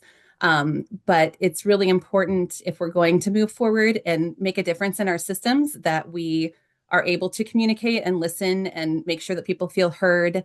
And I think that helps us reach across that divide a little bit more. So a lot of the issues, one thing about school board is a lot of the issues that people talked about when I was running are not actually things that the school board has any control over. So that's something to consider with school board as well. The things that people get really concerned about are things often that we don't have a lot of power over. They're things that the administration has power over. So the school board has a governance role where the administration is responsible for the operations of the school district. And that I think was a learning curve because a lot of the things I had felt passionate about when I ran, I then learned as becoming a board member that those were not things that I really could impact. I could be heard, my voice could be heard, but they were things that were up to the administration. And so helping my constituents understand that was a challenge that I faced as well. Sabrina, I'll second that. That was really interesting to me. What I realized is people really don't understand politics at all. So like what happens at each level of politics. So, like I'm sure everybody saw all the political commercials that went on repeat. So a lot of the things that were talked about in some of these attack ads were not even state level things. Like I can't control the border, like there's just things that have to really there's this balance between like helping to gently educate people about what you can do, and being really honest about that. I think one of the things is when I was running for House, like I spent a lot of time knocking doors of people that were on the other side of the tracks or maybe more independent or not really sure. So, I honestly feel like I'm a little bit more towards the middle of the Democrat Party. I had historically been independent. But if you can keep an open mind and talk to people and keep dialogue open without reducing your honesty and the integrity, I see a lot sometimes where, sometimes candidates will step in and they'll agree with people at the doors, maybe thinking that will help get a vote or whatever, but you cannot lose your integrity through this. Some of the greatest gifts on the campaign trail are when you can have a difference of opinion than someone else and you can have common ground. So I always go towards that opportunity to talk to people that I know are going to have a lot of differences than me. So I'll just give you one example.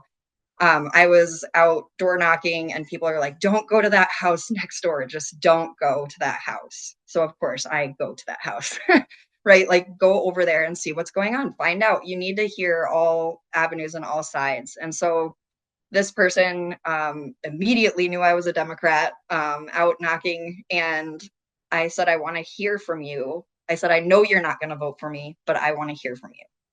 If I get in, I represent everyone and your opinion matters to me. So we disagreed on basically every single topic. And when I walked away from that situation, I looked back at him and I said, see, we can actually get along in this world. And you kind of like me a little bit, right? So it's just kind of like crossing those lines a little bit, and creating dialogue is so important. There is so much to that. I feel like so many problems could be solved one-on-one. It's just hard when we get in groupthink. So I really love that. Switching directions just a little bit, let's talk about relationships and collaboration and mentoring. We'll start with Heather this time. How did you build relationships with other people in the political field? And what role did mentorship and collaboration play in your campaign? I really feel like you do not want to isolate yourself. You need to build your community and people that you trust, not just to like get advice from people who have experience doing this before you. Because like I said, there's kind of that like step-by-step structure. They'll tell you this is what you do. but tapping into people who have been through this before, who have experience, they can tell you what it's really like. You need people that you can call just to say, okay, I'm burning out. I need to like regroup and reground. Like, who are those people that can kind of help be your support system to keep you moving forward? And everybody has opinions. So like when I stepped in to run, people would tell me like, don't talk to that person, don't affiliate with that person. Please don't listen to people. Use your own intuition. Meet people, find people that you connect with. Some of the people that I was told not to affiliate with were two of my best mentors and have become really good friends and have really helped me get through my first race. So I just think, get involved in places where you might consider getting engaged and start building those relationships with some of the experienced people out there and get as many different opinions as you can so that you can draw in and formulate what works for you across all of these opinions. Don't get too caught up.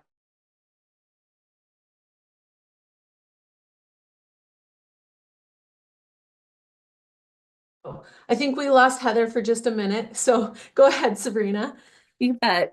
So one of the first things I did when I was running was to reach out to some of the current school board members. And I made a point to meet with each of them individually and kind of hear their perspective on what has your experience been like? What are things that I should think about as I'm deciding whether or not I want to do this? They really helped me start to understand what the board does a little bit. And I remember one of the best pieces of advice I got was one of the current board members at the time. I met with her for coffee, and she told me the thing that she struggled the most with was being able to move forward when a vote didn't go her way, and being able to still like work together as a team and just let it go and support the decision that was made.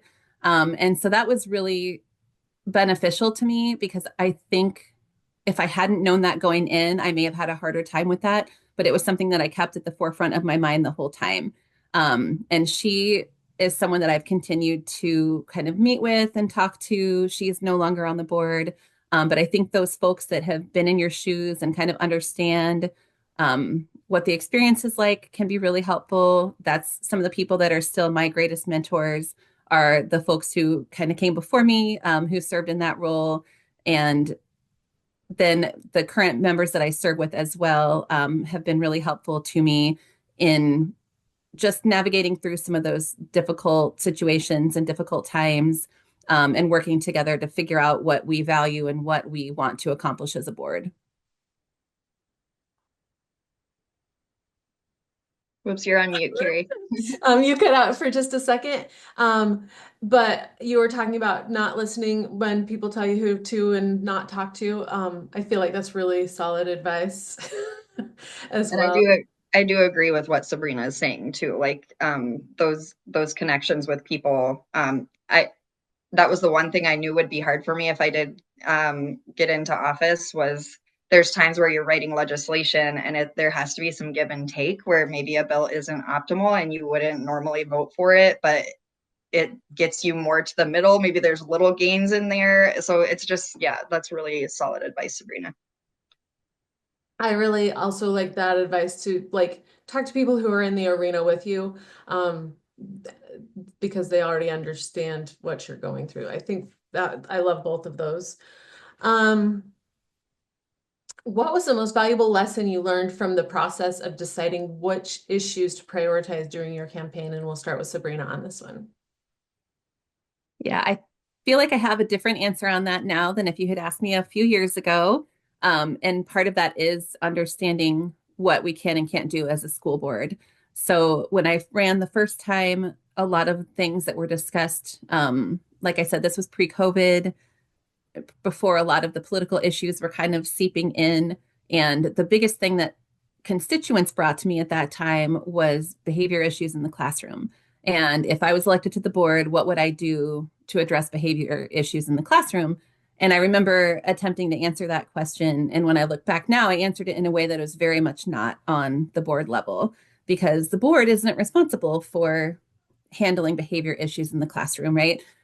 We can help put structures and systems in place. We can help put funding there for additional supports in the classroom. But some of the things that I answered at that time are things that the board just doesn't have the authority to do. So when I ran the second time, I really focused on trying to educate people about what the board does. It was a little bit hard because it wasn't a contended election, and so there wasn't great attendance at our forums or anything like that. But I think just helping people understand what we can and can't do and what's the appropriate avenue. I think back to all those folks that had those concerns, and I wonder now, looking back, if they took them through the chain of command, did those get to the correct people that can help address them? And so that's something that I really focused on in my second campaign, was helping people understand that chain of command and really the importance of it. I also see that communication chain as a relationship builder. So if the board steps in and solves a problem at the classroom level, the board could theoretically do that. We shouldn't do that. But we take away the opportunity for that parent to build a relationship with the teacher, or we take an opportunity for a teacher to build a relationship with their principal.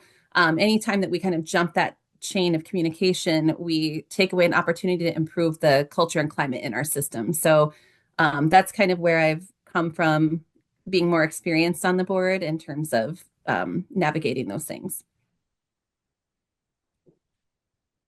And for me, the main thing is, and I just think women have such amazing intuition, and a lot of times we don't listen to it.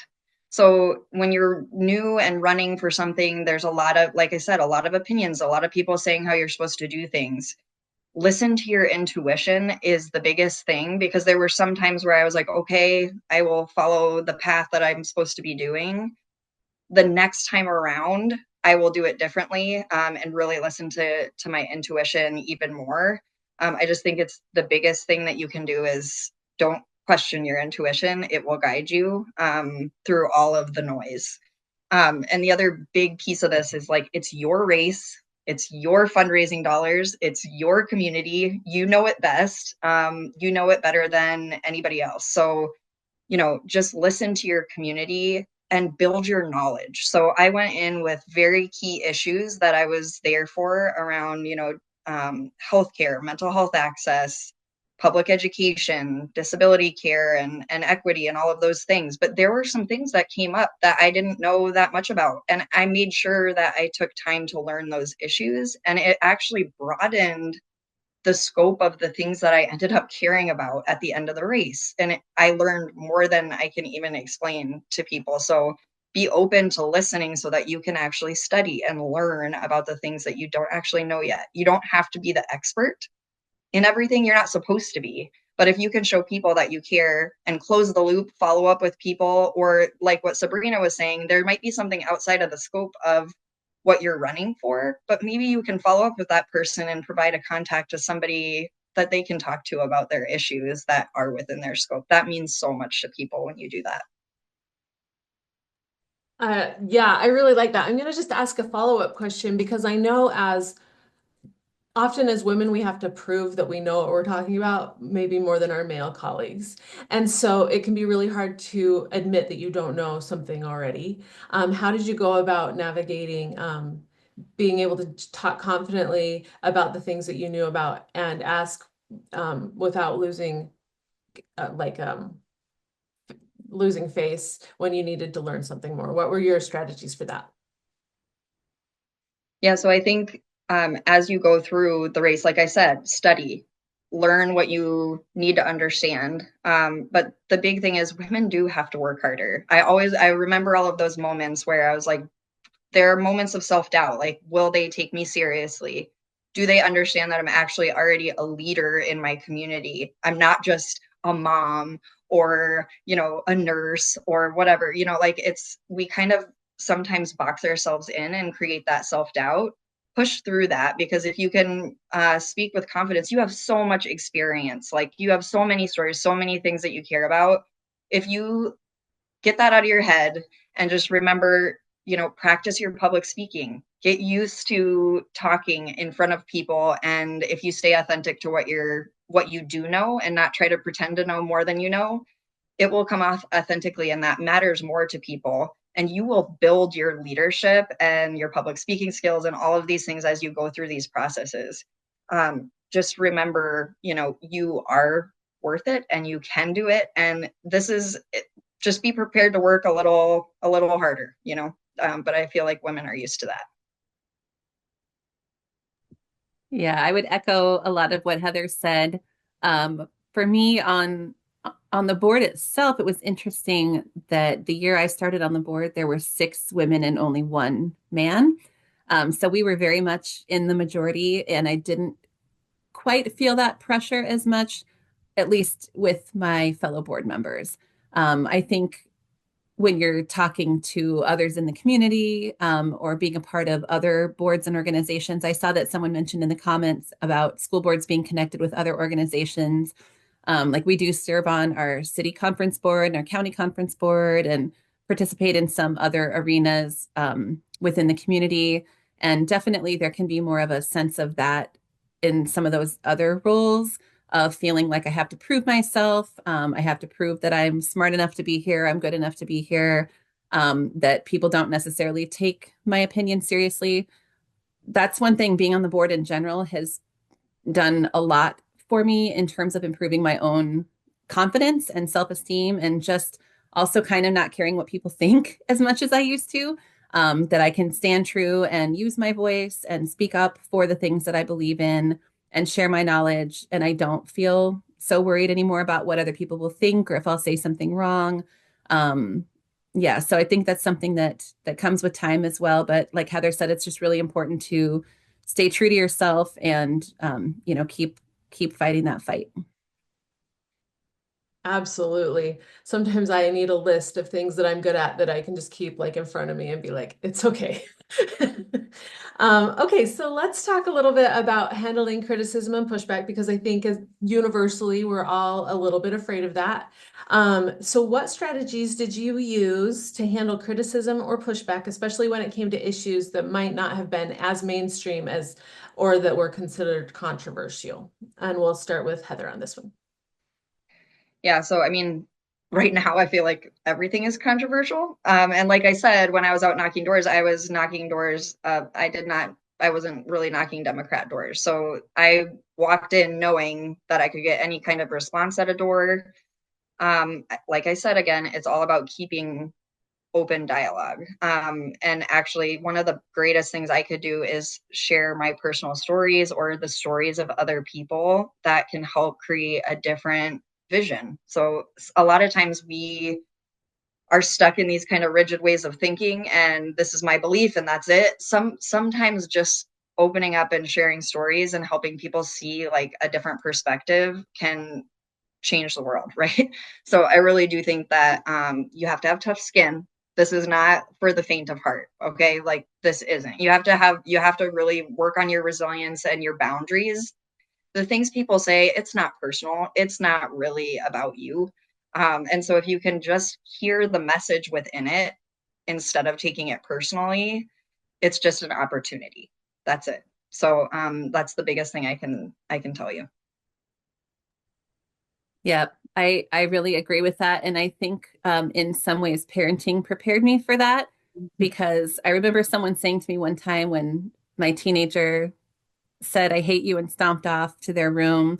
And they were like, how does that not, like, how can you just not get mad about that? Why do you not get mad about that? And I said, because it's not about me, and I think it's that same kind of thing of understanding, like Heather said, that these things, they're not really about you. They lash out at you because you're the person that's representing something to them, or that you're the person that they think is responsible for something they don't like. But it's not about you personally.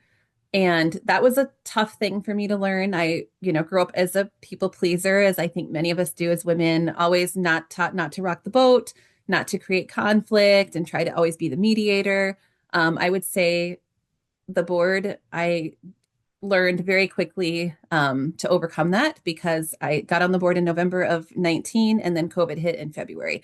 So we went from just talking about like, are we going to build a new school, or how are we going to manage our increasing sizes and really normal things, to suddenly having this huge issue and all the talk about masks and in-person versus online school. And I mean, we have never in my time on the board have we gotten more emails than we did we would get sometimes 300 emails a week.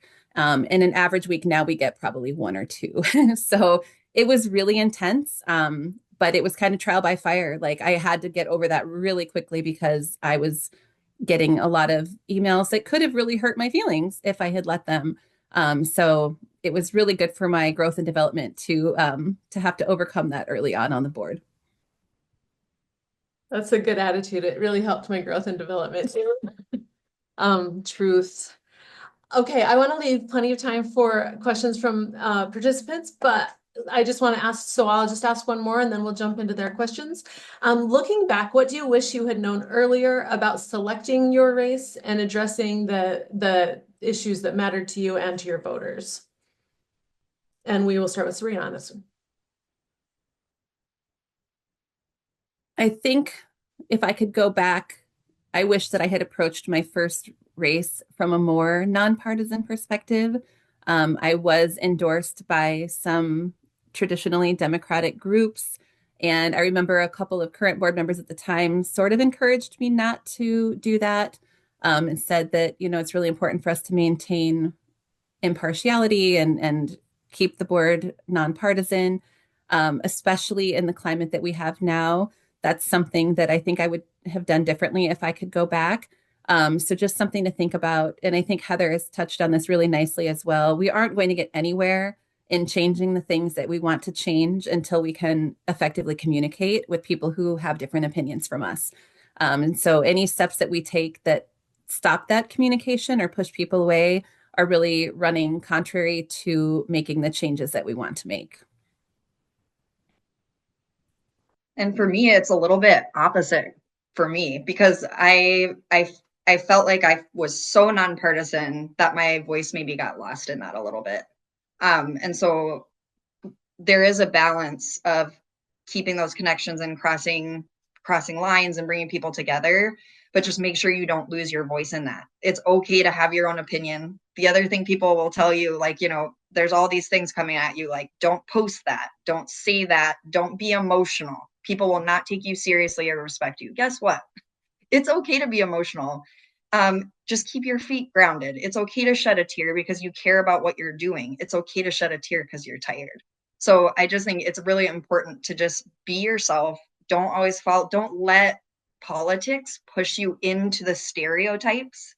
Push against that and make sure that you continue to use your voice. And even if it is something that maybe you're like in the Dem party, they would tell me not to do it, I would take that information down. I will never do that again.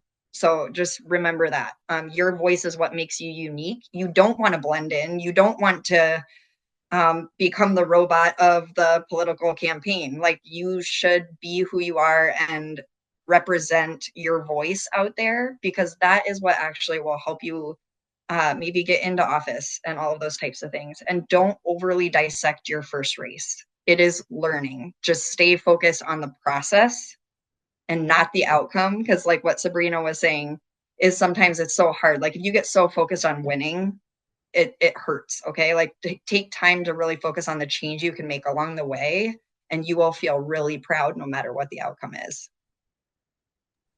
That is such good advice. I have heard several people say focus on the conversation you can make and then worry about winning as you go. So, you know, once you're there. Okay, we have a question. Do you have anything like a time that the community can come and talk to you either individually or with several, with the open meeting laws? We have had a community conversation before meetings with 2 board members. Can you explain how a citizen should talk to people in office? Yeah, that seems like it's geared a little towards school board, and that maybe you were the one who said you're also on the school board. We have kind of done some different things over time. We did at one point have a couple of people who were scheduled at each meeting to get there early and chat with people in the audience, partly just to welcome people and tell them what the process is. But it also is a good opportunity to hear their concerns. If they came to talk about something in the public forum, maybe we can get some questions answered, or kind of cool the fires a little bit before that happens. Typically, we do not have any sort of opportunities for people to meet like in small groups with the board. I have met with people one-on-one who have requested to meet with me. Again, I try to mostly direct them towards the people that can help solve their problems. If it's a teacher who wants to talk about something, I want to make sure that they've brought that through the chain of command. But I always also want folks to feel heard. So if someone asks me to call them, or if they ask to meet for coffee, I always try to do that. We have some pretty intense scrutiny on our board. I'll just say that from our community in terms of FOIA requests and the way things are done. So we are very, very careful not to give ever any impression of anything that might violate open meetings law. We don't get together in small groups. We would never even sit at a basketball game with more than 3 of us at, in one location. So we're pretty intensely careful about that. We do have our public forum that folks can come and talk to us, and then email is really one of the best ways to reach out to the board. And I agree with everything that you just said too. I think one of the other things is sometimes like even going to a school board meeting or to a board meeting or going down to the Capitol and speaking at public comment, like people are scared about that, especially if you haven't done it before. I would encourage people to try it. So, and if you want to learn about the process, like please reach out. I'm available for people to reach out to me, and you can contact me. Like we can talk through those processes. And like I think learning what to expect, or what can I bring forward there, how can I share my opinion or ask questions. You can also just contact people on the board or whatever group and just sit down for a one-to-one meeting and ask your questions so you can get comfortable and start getting involved and feel more comfortable speaking up at actual meetings and things like that, or at committees and stuff like that. So I really like that. There's a saying out there, I think, that says speak even if your voice shakes, because usually the first time you do it, it is going to, and that has to be okay. Oh, you're muted, Heather.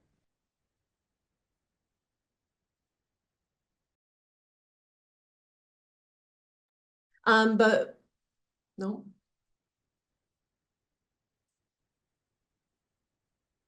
Okay, any other questions? And then we'll come back to what Heather is sharing here.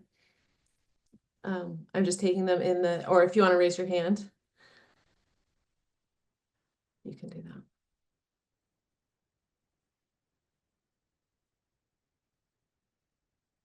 Okay, it looks like we covered things pretty well. Oh, here we have another question. Did either of you have a campaign staff, and how did you choose them? We'll let you keep working on that, Heather.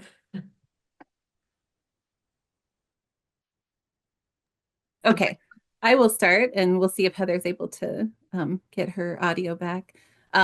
So I did, the first time I had a group of folks that were my campaign team. You have to have a campaign manager and a treasurer.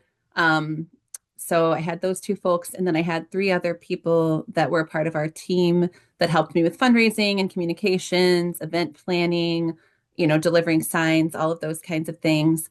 The second time I technically had those people, but because it was uncontested, I didn't actually raise any money, so I didn't have to file anything. So my answer is probably not as interesting as Heather's. So hopefully we can get her audio back so she can share with you all. can you hear me now? Yep. Awesome. Okay. So I think the question was related to how I picked campaign staff. So I actually had the party actually kind of helped find a campaign manager, but I actually recommend you find your own that is going to work well with you and that will kind of be prepared enough to do that. Everything else is volunteer. So, like I had volunteer treasurers. You got to find somebody who is good with money and reports, right?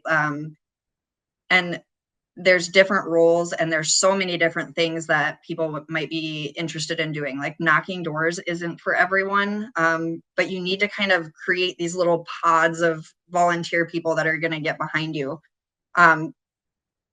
You don't need 1 million people. You just need a core group of people that you trust and that you feel can actually help carry your message forward.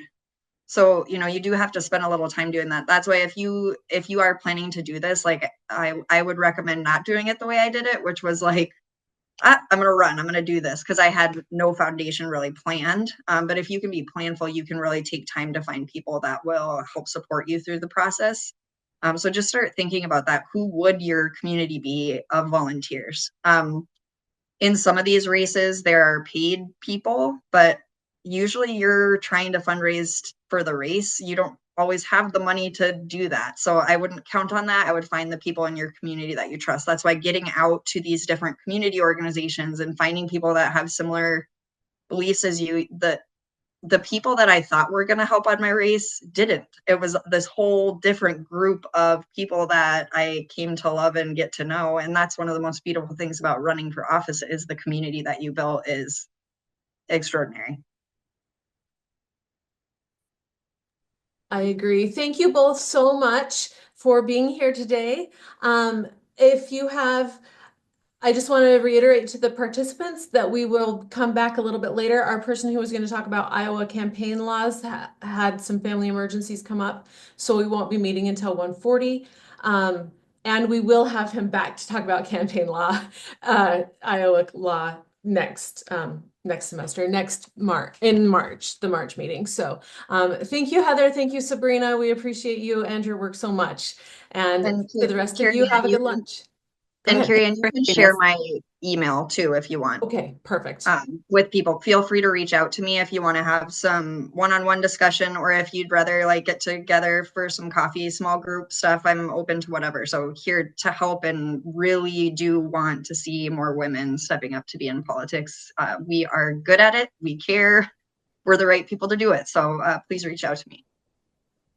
Thank you. We'll put that in our campaign materials then. Thank you so much.